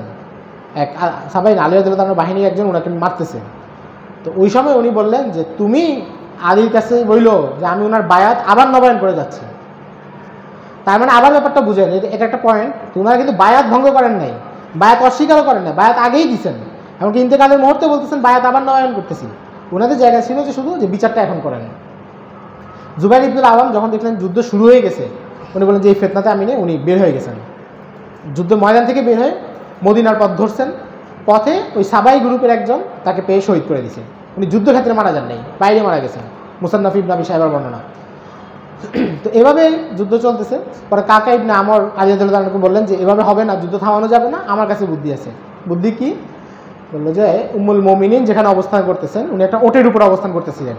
ওটের উপর একটা ঘরের মতো, যেটাকে হাওদা বলে, হাওদার ভিতরে উম্মুল মুমিনিন, আর তাকে চারপাশ থেকে আব্দুল্লাহ ইবনে জুবায়ের, মারওয়ান ইবনুল হাকাম ওনারা নিরাপত্তা দিচ্ছেন। কারণ সাবাইদের একটা টার্গেট ছিল যে তারা উম্মুল মুমিনিনকেও মেরে ফেলবে, আর তেলে তো আরও ফিতনা আরও বাড়বে। তখন কথা হবে কি, উম্মুল মুমিনিনকে যেই মারো, কথা হবে যে আলী রাদিয়াল্লাহু তাআলা বাহিনী মারছে, তাই না? তো কাকা ইবনে আমর বললেন যে আমাকে দায়িত্ব দিন, আমি যাই। উনি যেহেতু সাহসী মানুষ, উনি সবাইকে হটায়া সটায়া একদম উম্মুল মুমিনিনের ওটের কাছে চলে গেছেন। উম্মুল মুমিনের চারদিকে পাহারা ছিল, কিন্তু উনি সেটাও ভেদ করে ভিতরে চলে গেছেন। গিয়ে উম্মুল মুমিনের ওটের মধ্যে আঘাত করছেন। উম্মুল মুমিনের ওটের পা কেটে গেছে, ওট পড়ে গেছে, উম্মুল মুমিন নেমে গেছেন। উনি তাড়াতাড়ি পর্দার পাশে গিয়ে বলছেন যে উম্মুল মুমিনিন আপনি আমার সাথে চলেন, আপনি যদি আমার সাথে চলেন এই যুদ্ধ এখন থামানো যাবে, আর নইলে এই যুদ্ধ থামবে না। উম্মুল মুমিনিন বলছেন যে যুদ্ধ থামানোর জন্য যা করা দরকার করো। তো উনি একদম সম্মানের সাথে উম্মুল মুমিনিনকে নিয়ে আলী রাদিয়াল্লাহু তাআলা শিবিরে চলে আসছেন। এখন উম্মুল মুমিনের শিবিরে কি দেখলো, উম্মুল মুমিনের যে পতাকা যা ছিল সব বন্ধ। এবার যুদ্ধটা খুব দ্রুত বন্ধ হয়ে গেল। তো পরে তো ওনারা দুজনেই বুঝছেন যে এখানে আসলে কোনো পক্ষেরই দোষ নেই, এটা পুরোই হচ্ছে চক্রান্তকারীরা বাধাইছে। এবং উম্মুল মুমিনিন পরে উনি তো ইন্তেকাল করেছেন 56 হিজরিতে, আরও প্রায় 20 বছর জীবিত ছিলেন। উনি সবসময় আফসোস করতেন যে আমি যদি আরও 20 বছর আগে, এই ঘটনারও 20 বছর আগে মারা যেতাম, যদি আলীর বিরুদ্ধে আমাকে দাঁড়াইতে না হইতো, যদি এই ঘটনাগুলো না ঘটতো, রক্তগুলো না ঝরতো। এবং আলী রাদিয়াল্লাহু তাআলা তালহা ইবনে উবাইদুল্লাহর লাশ করে নিয়ে বলছেন যে আমি সাক্ষী দিচ্ছি যে আপনি আমার হাতে বায়াত অবস্থায় ইন্তেকাল করেছেন। মানে মহব্বতের কোনো কমতি ছিল না, কোনো শত্রুতাও ছিল না, ওনারা চানও নাই। আপসে ইখতিলাফ ছিল, আলোচনা চলতেছিল, এর মধ্যে মুনাফিকরা, শত্রুরা এই ঝামেলাটা করছে। জঙ্গে জামালে যুদ্ধ শুরু করার ইচ্ছা কোনো গ্রুপেরই ছিল না। এবং আয়েশা রাদিয়াল্লাহু, এই যে শিয়ারা এই কথাটা খুব ছড়ায় যে আয়েশা রাদিয়াল্লাহু তাআলা মূলত আলী রাদিয়াল্লাহু তাআলাকে হত্যাকারী মনে করতেন। এমন কিছুই না, কারণ ওসমানের হত্যায় সাহাবীদের কেউই জড়িত ছিল না। এটা একটা মৌলিক কথা মনে রাখবেন, হযরত ওসমানের হত্যায় যারা জড়িত এটা সাহাবীদের কেউই না। তারিখুল মদিনা, ওই যে হাসান ইবনে সাব্বার নাম বললাম না, নির্ভরযোগ্য বর্ণনা, ওনার কিতাব তারিখুল মদিনাতে হাসান বসরি রাদিয়াল্লাহু রাহিমাহুল্লাহ থেকে একটা বর্ণনা আসছে। উনি বলেন মা আলিম তো আহাদান আশরাকা ফি দামি ওসমান, হযরত ওসমানের রক্তে অংশগ্রহণ করছে এমন কোনো সাহাবী নেই, সাহাবীদের কেউই জড়িত ছিল না। তো উম্মুল মুমিনিন মনে করবেন কেন? উনি চাইছেন যে বিচারটা এখন হোক। আর উনি যুদ্ধ করতে গেছেন সাবাইদের সাথে, কিন্তু পরে আলী রাদিয়াল্লাহু সাথে আলোচনা চলতে আসছে, সেখানে সাবাইরা যুদ্ধটা আবার লাগাই দিছে। পরে উম্মুল মুমিনিন কয়েকদিন অবস্থান করছিলেন, মনটা খুবই খারাপ ছিল। এমনই আলী রাদিয়াল্লাহু তাআলাকে বলছেন যে আপনার প্রতি আমার কোনো অভিযোগ নাই। আলী রাদিয়াল্লাহু তাআলা বলছেন আপনার প্রতিও আমার কোনো অভিযোগ নেই, আমরা তো এটা চাইই নেই। পরে আলী রাদিয়াল্লাহু তাআলা কুফার বরেণ্য মানুষ, সম্ভ্রান্ত পরিবারের বেশ কয়েকজন মহিলাকে উম্মুল মুমিনিনের সাথে দিয়ে ওনাকে মদিনায় পাঠানোর ব্যবস্থা করছেন। এবং হাসান রাদিয়াল্লাহু তাআলা নবী নির্দেশ দিয়েছেন যে উম্মুল মুমিনিনকে তুমি অমুক এলাকা পর্যন্ত আগায় দিয়ে আসো। এই কাফেলাকে প্রায় 27 মাইল, 27 মাইল কিন্তু কম না, অনেক দূর, প্রায় 27 মাইল এলাকা হাসান রাদিয়াল্লাহু তাআলা উম্মুল মুমিনিনদেরকে আগায় দিয়েছেন এবং ওনাদের কাফেলা মদিনায় চলে গেছে। তো উম্মুল মুমিনিনদের যে ধারাটা ছিল, জুবাইর রাদিয়াল্লাহু তাআলা নিহত, তালহা রাদিয়াল্লাহু তাআলা নিহত, এবং উম্মুল মুমিনিন মদিনায় চলে গেছেন 56 হিজরিতে ইন্তেকালের আগ পর্যন্ত। উনি আর কখনো রাজনৈতিক প্রশাসনিক কোনো বিষয়ে কোনো মতামত দেন নাই, কোনো সিদ্ধান্তই দেন নাই, এবং এগুলোর প্রতি আমার একটা তীব্র বিতৃষ্ণা চলে আসছিল এই অভিজ্ঞতাগুলো থেকে, মুনাফিকদের এই চক্রান্তগুলো থেকে। এখানে দুই একটা কথা বলে দিই প্রাসঙ্গিকভাবে, যে অনেকে প্রশ্ন তোলে যে এটা হচ্ছে আধুনিক নারীবাদীরা, যে উম্মুল মুমিনিন নারী হয়েও একা একা যুদ্ধ করতে বস্তায় চলে গেছেন, আর মানে আমাদের মহিলারা কিছু করতে গেলে আপনারা করেন। আসলে উনি একা কি যান নাই, ওনার সাথে ওনার মাহরাম ছিল, বোনের ছেলে জুবাইর ইবনুল আওয়াম, আসমা বিনতে আবু বকরের ছেলে, ওনার সাথে ওনার মাহরাম ছিল, এটা কোনো সমস্যা না। ইবনে তাইমিয়া রাহিমাহুল্লাহ মিনহাজুস সুন্নাতে বলছেন যে উম্মুল মুমিনিন তো নিজের কোনো স্বার্থে বের হন নেই, উম্মার একটা বড় স্বার্থে, ওনার ইজতিহাদ ভুল ছিল। এবং এখানেও আহলুস সুন্নাহ ওয়াল জামাতের অবস্থান হচ্ছে আলী রাদিয়াল্লাহু তাআলার ইজতিহাদ সঠিক, উম্মুল মুমিনিনের ইজতিহাদ ভুল, কারণ ওই সময় আসলে আলী রাদিয়াল্লাহু তাআলা সঠিক ছিল। উম্মুল মুমিনিন তো নিজের কোনো স্বার্থ উদ্ধারের জন্য যান না, ওনার ইজতিহাদ অনুসারে দ্বীনের একটা স্বার্থ রক্ষার জন্যই গেছেন। আরেকটা হলো যে হাওয়াবের কুকুরগুলো ডাকলো কেন, আসলে ওই বর্ণনাটা যেটা নবীজি একটা ভবিষ্যৎবাণী করছেন, এটা নেতিবাচক কিছু না। এখানে কি নেতিবাচক কিছু আছে? নেতিবাচক হলে তো বলতে পারতেন যে যাকে হাওয়াবের কুকুর ডাকবে সে ফিরে যাওয়া উচিত, তার উচিত ফিরে যাওয়া, এরকম কিছু বলতেন, কিছু বলেন নেই। একটা ভবিষ্যতের আপনি বলছেন যে ওনারা যখন যাবে তখন সেখানে কুকুর ডাকবে। যেমন একটা কথা মনে করেন একটা আলামত যে অমুক দিন এই ঘটনাটা ঘটবে, এটা বলা, এটা দ্বারা তো আপনি নেতিবাচক ইতিবাচক কিছু বোঝায় না, বুঝলেন? অমুক দিন একটা ঘটনা ঘটবে, যদি বলে যে এই ঘটনাটা কত খারাপ, তাইলে এক কথা। উম্মুল মুমিনিন ঘটনাটা বলছেন যে কুকুর ডাকবে, এটা ভবিষ্যৎবাণী যে পরে একটা ঘটনা ঘটবে, এতটুকুই। উম্মুল মুমিনিন যে যাবেন, যাওয়ার ভবিষ্যৎবাণী, এর বেশি কিছু না। আসলে তো অনেকক্ষণ দেরি, আচ্ছা আর অল্প কতক্ষণ, বেশিক্ষণ লাগবে না, সিফিন দিয়ে শেষ হয়ে যাচ্ছে। তো জঙ্গে জামাল একটা পক্ষ শেষ, সাহাবীদের মধ্যে বললাম না 4টা ধারা ছিল, এক ধারা তো সব কিছু থেকে দূরে, উম্মুল মুমিনিনের ধারাও শেষ, এখন শুধু 2টা ধারা, মুআবিয়া রাদিয়াল্লাহু তাআলা আনহু, আলী রাদিয়াল্লাহু তাআলা আনহু। মুআবিয়া রাদিয়াল্লাহু তাআলা আনহুর এক কথা, আপনি যতক্ষণ বিচার না করবেন বায়াত দিব না। আলী রাদিয়াল্লাহু তাআলা আনহুর এক কথা, আগে বায়াত দেন, সব জায়গায় আমার কর্তৃত্ব প্রতিষ্ঠা হোক, তারপরে হবে। এবং আলী রাদিয়াল্লাহু তাআলা অনেককে পাঠাইছেন মুআবিয়া রাদিয়াল্লাহু তাআলার সাথে আলোচনার জন্য, আবু মুসলিম খাওলানিকে পাঠাইছেন, বিখ্যাত তাবেঈ, তারপরে এরকম আরও অনেককে পাঠাইছেন। কিন্তু মুআবিয়া রাদিয়াল্লাহু তাআলা এক বাক্যে অটল যে না, বিচার করতে হবে এখনই। ওনারা একই বংশের ছিলেন, ওই একটা আত্মীয়তার টান ছিল, এবং ওনার এই জায়গায় ওনার ইস্তাহাতটা ভুল ছিল, এবং অবশ্যই বিচক্ষণতা এবং দূরদর্শিতায় আলী রাদিয়াল্লাহু তাআলা আনহুর চাইতে মুআবিয়া রাদিয়াল্লাহু তাআলা একটু পিছিয়ে ছিলেন। তো এখানে সমাধান হচ্ছে না দেখে শেষে আলী রাদিয়াল্লাহু তাআলা আনহু সেনাবাহিনী প্রস্তুত করলেন যে মুআবিয়া রাদিয়াল্লাহুর সাথে লড়াই করতে হবে। ওনার অবস্থানটা কী ছিল যে আমি খলিফা, কিন্তু সিরিয়ায় আমার কোনো কর্তৃত্ব প্রতিষ্ঠা হচ্ছে না, সেখানকার মানুষ আমার আনুগত্য করতেছে না, তাদের সাথে লড়াই করতে হবে। তো ওনারা যাচ্ছেন শুনে মুআবিয়া রাদিয়াল্লাহু তাআলা আনহু দামেস্ক থেকে সেনাবাহিনী নিয়ে বের হলেন, এবং দামেস্কের মানুষ সবাই মানে হযরত মুআবিয়ার পক্ষে। কারণ কি, যে সেখানে হচ্ছে হযরত ওসমানের যে মারা গেছেন রক্তমাখা জামা দামেস্কের মসজিদে নিয়ে দেখানো হয়েছে, এবং বলা হয়েছে দেখো মদিনা ওসমানকে এভাবে নির্মমভাবে হত্যা করা হয়েছে। সবার খুব আবেগ জাগ্রত, সবাই চাচ্ছে বিচারটা এখনই হোক। তো ওসমান রাদিয়াল্লাহু তাআলা আনহু বিচারের জন্য সবাই হযরত মুআবিয়ার পক্ষে ছিলেন দামেস্কে। তো দুই বাহিনী আসলো, এবং দামেস্ক থেকে বাইরে ফুরাতের কাছে একটা এলাকা সিফিন, এই বাহিনী, এখানে দুই বাহিনী মুখোমুখি হলো, এবং এখানেও সেম বাহিনী। আচ্ছা, জঙ্গে জামাল ঘটছে হযরত ওসমানের শাহাদাত 35 হিজরিতে, জঙ্গে জামাল 36 হিজরিতে, আর এখন যেটা বলতেছি হলো 37 হিজরিতে। মানে হযরত ওসমান শাহাদাতের পরে 2 বছর কিন্তু চলে গেছে। কারণ এগুলো তো আসলে আমরা তো বলতেছি 2 মিনিটে, এটা তার একদিনের ঘটনা না, সফর করতে হয়েছে, অনেক কিছু ঘটনা আছে।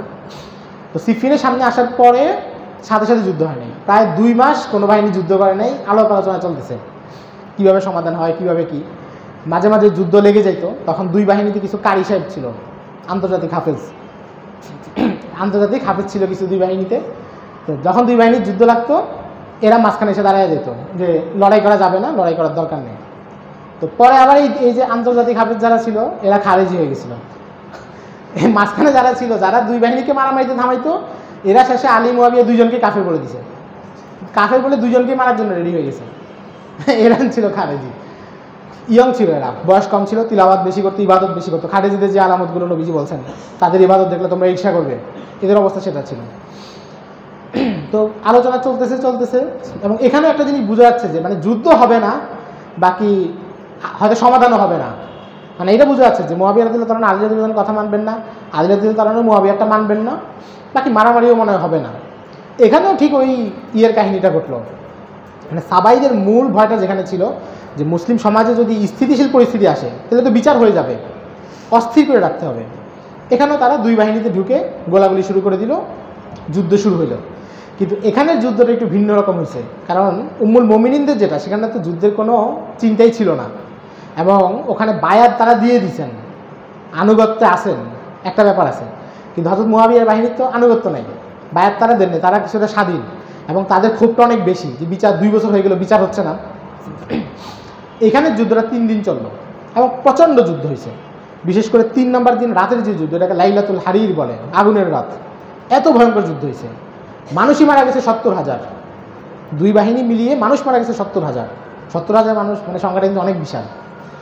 3 দিনে হযরত মুআবিয়ার বাহিনীর পক্ষে 45,000, আলী রাদিয়াল্লাহু তাআলার বাহিনীর পক্ষে 25,000 মানুষ। আর জঙ্গে জামাল যেটা হয়েছে সেখানে মারা গেছে 3,000। আয়েশা রাদিয়াল্লাহু তাআলার পক্ষ থেকে শিবিরে 2,500, আলী রাদিয়াল্লাহু তাআলার শিবির থেকে 500, আর এখানে মারা গেছে 70,000। তীব্র যুদ্ধ হলো, এবং আম্মার ইবনে ইয়াসির রাদিয়াল্লাহু তাআলা আনহু এই বাহিনীতে শহীদ হলেন, এবং মুআবিয়া রাদিয়াল্লাহু তাআলা আনহুর বাহিনীর হাতে শহীদ হলেন। 3 দিন পরে সবাই পেরেশান, সবার মনেই অস্থিরতা যে যুদ্ধটা কীভাবে শেষ করতে হবে। আমর ইবনুল আস রাদিয়াল্লাহু তাআলা আনহু বারবার পেরেশান যে কীভাবে শেষ করবেন। যাই হোক, শেষে উনি আলী রাদিয়াল্লাহু তাআলা আনহুর সাথে আলোচনা করে 3 দিন পরে যুদ্ধটা থামানো হলো। এখন থামানো নিয়ে অনেক বর্ণনা আছে, বাজারি বইপত্রে অনেক বর্ণনা পাবেন, শিয়াদের বইতে অনেক বর্ণনা পাবেন। তাদের সবচেয়ে বিখ্যাত বর্ণনা যে আমর ইবনুল আস রাদিয়াল্লাহু তাআলা আনহু কোরআন শরীফের পৃষ্ঠা ছিঁড়ে তীরের মাথায় লাগাইয়া এমনি ধরছেন। তো এটা দেখার পরে আলী রাদিয়াল্লাহু তাআলা আনহু বাহিনী ভয় পাইছে, যেটা তো কোরআন শরীফ সামনে নিয়ে রাখছে, এখন এদের সাথে কেমনে লড়াই করবো, এই জন্য ওরা থেমে গেছে। এটা হলো খুব প্রচলিত বর্ণনা, এবং এটা দিয়ে আমর ইবনুল আসের ব্যাপারে উল্টাপাল্টা কথা বলে মানুষ। আসলে এটা হলো আবু মিখনাফের বর্ণনা, ওই যে আপনাদের ওখানে যার ব্যাপারে শুরুতেই বলে আসছি, লাইসা বিশাইইন, ইয়াহিয়া ইবনু মাইনের বক্তব্য, তার ব্যাপারে কিছুই নাই লোক। তো এই হলো অবস্থা। এর মধ্যে 3 দিন পরে যুদ্ধটা থামলো, আসলে হচ্ছে আলোচনার মাধ্যমেই থামছে, কিন্তু যুদ্ধ থামছে, আলোচনা তো মীমাংসা হয় নাই, এবং যুদ্ধে তো কোনো জয় পরাজয় হয় নাই যে এক বাহিনী জিতছে আরেক বাহিনী হারছে, এমন না। তখন আলী রাদিয়াল্লাহু তাআলা আনহু এবং ওনার সাথে যারা ছিলেন কাকা ইবনে আমর, ওনারা এবং মুআবিয়া রাদিয়াল্লাহু তাআলা বাহিনীর লোকেরা, ওনারা আলোচনা করলেন যে ঠিক আছে, একটা মানে অপ্রত্যাশিত যুদ্ধ হয়ে গেল, এত রক্ত ঝরলো, আপাতত এই আলোচনাটা থাক, আমরা 6 মাস পরে একটা তাহকিম করব, সালিশ করব। সালিশের 2 পক্ষ থেকে 2 জন প্রতিনিধি থাকবে, আলী রাদিয়াল্লাহু তাআলার পক্ষ থেকে আবু মুসা আশআরী, মুআবিয়া রাদিয়াল্লাহু তাআলার পক্ষ থেকে আমর ইবনুল আস রাদিয়াল্লাহু তাআলা আনহু। এই 2 জন বসে তারা ফয়সালা দিবেন যে খেলাফতের ইয়েটা কী হবে, কোন দিকে যাবে। আপাতত সবাই যার যার জায়গায় ফিরে যাবে। আলী রাদিয়াল্লাহু তাআলা কুফায় ফিরে গেলেন, মুআবিয়া রাদিয়াল্লাহু তাআলা দামেস্কে ফিরে গেলেন। 6 মাস পরে ওই মজলিসটা হইল, সালিশ। কিন্তু সালিশে আসলে অনেক আলোচনা শেষে কোনো ফলাফল হলো না, কারণ দাবি তো 2 জনের 2 রকম, এবং কেউ ছাড় দিচ্ছেন না। মুআবিয়া রাদিয়াল্লাহু তাআলা বলতেছেন বিচার করেন, বায়াত দিব, উনি বলতেছেন বায়াত দেন, বিচার করব। কোনো সমাধান হয়নি। এটা নিয়েও অনেক জাল বর্ণনা আছে, বানোয়াট। এর মধ্যে একটা বর্ণনা হচ্ছে যে আমর ইবনুল আস রাদিয়াল্লাহু তাআলা আনহু আবু মুসা আশআরীকে বলছেন যে আপনি আপনার পক্ষ থেকে আসেন, আমরা এত ঝামেলা বাদ দিয়ে আলী মুআবিয়া 2 জনকেই বাদ দিয়ে দেই, আব্দুল্লাহ ইবনে ওমরকে খলিফা বানাই। আমি প্রথমে দাঁড়ায় বলবো যে মুআবিয়াকে আমি বাদ দিলাম আমার পক্ষ থেকে, যেহেতু আমরা সালিশ, আমাদের ফয়সালা ওনারা মাইনা নেবেন, আর আপনি আলীকে তার দায়িত্ব থেকে বাদ দিবেন। তা আবু মুসা আশআরী বলছেন ঠিক আছে। আবু মুসা আশআরী দাঁড়ায় বললেন যে আমি আলী রাদিয়াল্লাহু তাআলা আনহুকে খলিফা পদ থেকে অব্যাহতি ঘোষণা করলাম। আমর ইবনুল আস দাঁড়ায় বললেন যে যেহেতু আপনি বাদই দিয়ে দিয়েছেন, তাহলে তো আর মুআবিয়াই থাকে, তাহলে উনি খলিফা, এখন তার বিরোধ নেই। আসলে বর্ণনাটা জাল, এটা আবু মিখনাফ থেকে আসছে। ইবনু শিহাব জোহরি থেকে একটা বর্ণনা আসছে, সেটা হচ্ছে মুরসাল। ওই যে ইবনু শিহাব জোহরি যে মুরসাল গ্রহণযোগ্য না, ওই সনদে এটা আসছে। কারণ কি, এখানে সবচেয়ে বড় কথা হচ্ছে আবু মুসা আশআরী তো অনেক বড় ফকিহ সাহাবী ছিলেন, এত কাঁচা কাজ করার লোক তো উনি না। আলী রাদিয়াল্লাহু তাআলা যাকে এই অধিকার মীমাংসার জন্য দায়িত্ব দিয়েছেন, উনি এত কাঁচা কাজ করার তো লোক না। বরং সহিহ সনদে যেগুলো আসছে, যেটা আহমদ ইবনে হাম্বলের ফাজাইলুস সাহাবা সহ আরও আল মুজামুল কাবিরের বর্ণনা, সেগুলো সামনে আসছে। সেখানে জানা যায় যে আলোচনাটা অমীমাংসিতভাবে শেষ হয়েছে। শেষে আমর ইবনুল আস শুধু এতটুকু বলছেন যে আচ্ছা, তাহলে তো আপনারাই খেলাফতে থাকতেছেন, বাকি আমাদের ব্যাপারে আপনাদের চিন্তা কী? আবু মুসা আশআরী বলছেন যে আলী রাদিয়াল্লাহু তাআলা যদি আপনাদেরকে নিয়ে কাজ করতে চান, মূল্যায়ন করতে চান, তাহলে আপনাদের যোগ্য, মানে আপনারা যোগ্য মানুষ, আপনাদেরকে মূল্যায়ন করা যায়। আবার আলী রাদিয়াল্লাহু তাআলা যদি আপনাদেরকে ছাড়া কাজ করতে চান, তাহলে তিনিও সেটার যোগ্য, মানে উনিও এতটা যোগ্য যে আপনাদেরকে ছাড়াও উনি কাজ করতে পারবেন। দেখেন কত বিচক্ষণ জবাব। তো এটাই শেষ হয়েছে, যে এটা নিয়ে কোনো আর ইয়ে হয়নি। তো জঙ্গে সিফফিনের পরে কি হলো তাহলে? 37 হিজরি পরে তো 40 হিজরি পর্যন্ত আলী রাদিয়াল্লাহু তাআলা জীবিত ছিলেন। পরে হলো যে মুআবিয়া রাদিয়াল্লাহু তাআলা আনহু দামেস্ক এবং মিশরে একটা বড় এলাকা শাসন করতেন স্বাধীন হিসেবে। আলী রাদিয়াল্লাহু তাআলা আনহু ওনার যেই রাজত্ব মুসলিম বিশ্বের অন্যান্য এলাকা ওগুলো শাসন করতেন, এবং দুই বাহিনীর মাঝখানে সীমান্ত ছিল। এই সীমান্তে মাঝে মধ্যে ছোটোখাটো কিছু যুদ্ধ হয়েছে, কিন্তু দুই গ্রুপের মধ্যে বড় কোনো যুদ্ধ আর হয় নাই। সিফিনের পরে আর কোনো বড় যুদ্ধ হয় নাই, এবং কেউ কাউকে আর ঘাটান নাই। সিফিনের পরে আলী রাদিয়াল্লাহু তাআলা আনহু মুআবিয়া রাদিয়াল্লাহু তাআলা আনহুকে আর কোনো করেন নাই যে আপনি বায়াত দেন। মুআবিয়া রাদিয়াল্লাহু তাআলা আনহু আর কোনো কিছু করেন নাই। এভাবে 40 হিজরিতে আলী রাদিয়াল্লাহু তাআলা আনহু ইন্তেকাল হয়। এখানে একটা মৌলিক কথা আপনারা খেয়াল করেন, যেটা মানুষ বারবার বলে। কয়েকদিন আগেও বাংলাদেশের একজন বিখ্যাত আলোচক উনি আশুরার বয়ান করতে গিয়ে এটা বলছেন যে মুআবিয়া রাদিয়াল্লাহু তাআলা আনহু আলী রাদিয়াল্লাহু তাআলা খেলাফত নামায় না খেলাফত ঘোষণা করছেন। আসলে এটা ভুল। আলী রাদিয়াল্লাহু তাআলা আনহু যতদিন খলিফা ছিলেন মুআবিয়া রাদিয়াল্লাহু তাআলা আনহু খেলাফত ঘোষণা করেনই নেই। বায়াত না দেয়া আর খেলাফত ঘোষণা কি এক? এবং উনি খেলাফত ঘোষণা করবেন কেন? কারণ সহিহ মুসলিমের হাদিস, যে হাদিসের রাবি হযরত মুআবিয়া রাদিয়াল্লাহু তাআলা নিজেই, ইযা বুইয়া লি খলিফাতাইনি ফাকতুল আখিরা মিনহুমা, দুইজন খলিফার যদি একসাথে বায়াত দেওয়া হয় দ্বিতীয় জনকে হত্যা করো। হযরত মুআবিয়া নিজেই হাদিসের রাবি, তো উনি তো জানেন যে মুসলিম বিশ্ব ঐক্য রাখার জন্য একসাথে দুইজন খেলাফতের দাবি করার সুযোগ নেই। উনি কখনো খেলাফতের দাবি করেন নাই, কিন্তু মানুষ বলে কি যে উনি খেলাফতের দাবি করছেন। খেলাফতের দাবি করছেন 40 হিজরির পরে। এর আগ পর্যন্ত আলী রাদিয়াল্লাহু তাআলা আনহুকে উনি খলিফা মানেননি, সেটা ভিন্ন কথা, কিন্তু নিজে খেলাফতের দাবি করেন নাই, এবং ওনাদের দুইজনের সীমান্তে আলাদা ছিল। সংক্ষেপে এটা হলো মুশাজারাতে সাহাবা, এখানেই শেষ। হযরত ওসমানের হত্যাকাণ্ডের আগে কিছু চক্রান্ত ছিল, সেখান থেকে শুরু হয়েছে। হযরত ওসমান শহীদ হলেন, জঙ্গে জামাল হলো, জঙ্গে সিফফিন হলো, এরপরে শেষ। একটা বড় প্রশ্ন যে আব্দুল্লাহ ইবনে সাবা কোথায়? সে তো আমাদের আলোচনার মাঝখানে হারায়া গেল। আসলে সে ইতিহাস থেকে হারায়া গেছে। হযরত ওসমানের শাহাদাতের সময় সে মদিনায় ছিল, এতটুকু পর্যন্ত তথ্য পাওয়া যায়। এবং অনেক মুআররিখদের অভিজ্ঞতা বা ওনাদের সন্দেহ যে আল মাউতুল আসওয়াদ নামে যে লোক আঘাত করেছে এটাই আব্দুল্লাহ ইবনে সাবা ছিল। কারণ আব্দুল্লাহ ইবনে সাবার দৈহিক যে বিবরণ অন্য জায়গায় পাওয়া যায় যে সে অনেক কালো ছিল, তো যেখানে আল মাউতুল আসওয়াদ বলতেছে দীর্ঘদেহী ছিল, এবং স্বাভাবিক এত বড় চক্রান্ত সে নিজে গোটায় আনছে, এখন চূড়ান্ত সময় সে উপস্থিত থাকবে না এটা তো হওয়ার কথা না, সে মনে ছিল। কিন্তু এরপরে সে কোথায় গেছে এটা আর জানা যায় না। মানে যে মুনাফিক তো ভেষ ধরতে তো হয়তো কোনো এলাকায় যে দলবেশ টলবেশ হয়ে গেছে বা কিছু একটা হয়ে গেছে। একটা বর্ণনা পাওয়া যায়, দুর্বল বর্ণনা।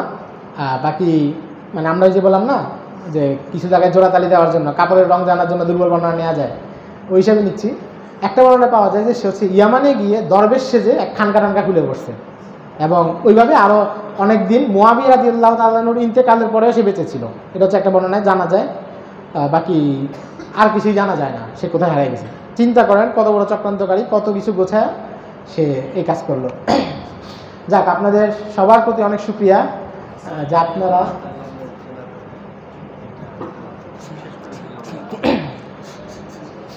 আচ্ছা। হযরত আলী রাদিয়াল্লাহু তাআলা হযরত বলছেন শেষ একটু তাতিম্মা শেষ করে দিতে। আলী রাদিয়াল্লাহু তাআলা আনহুর পরে 6 মাস হাসান রাদিয়াল্লাহু তাআলা আনহু শাসন করেছিলেন, উনি খলিফা ছিলেন।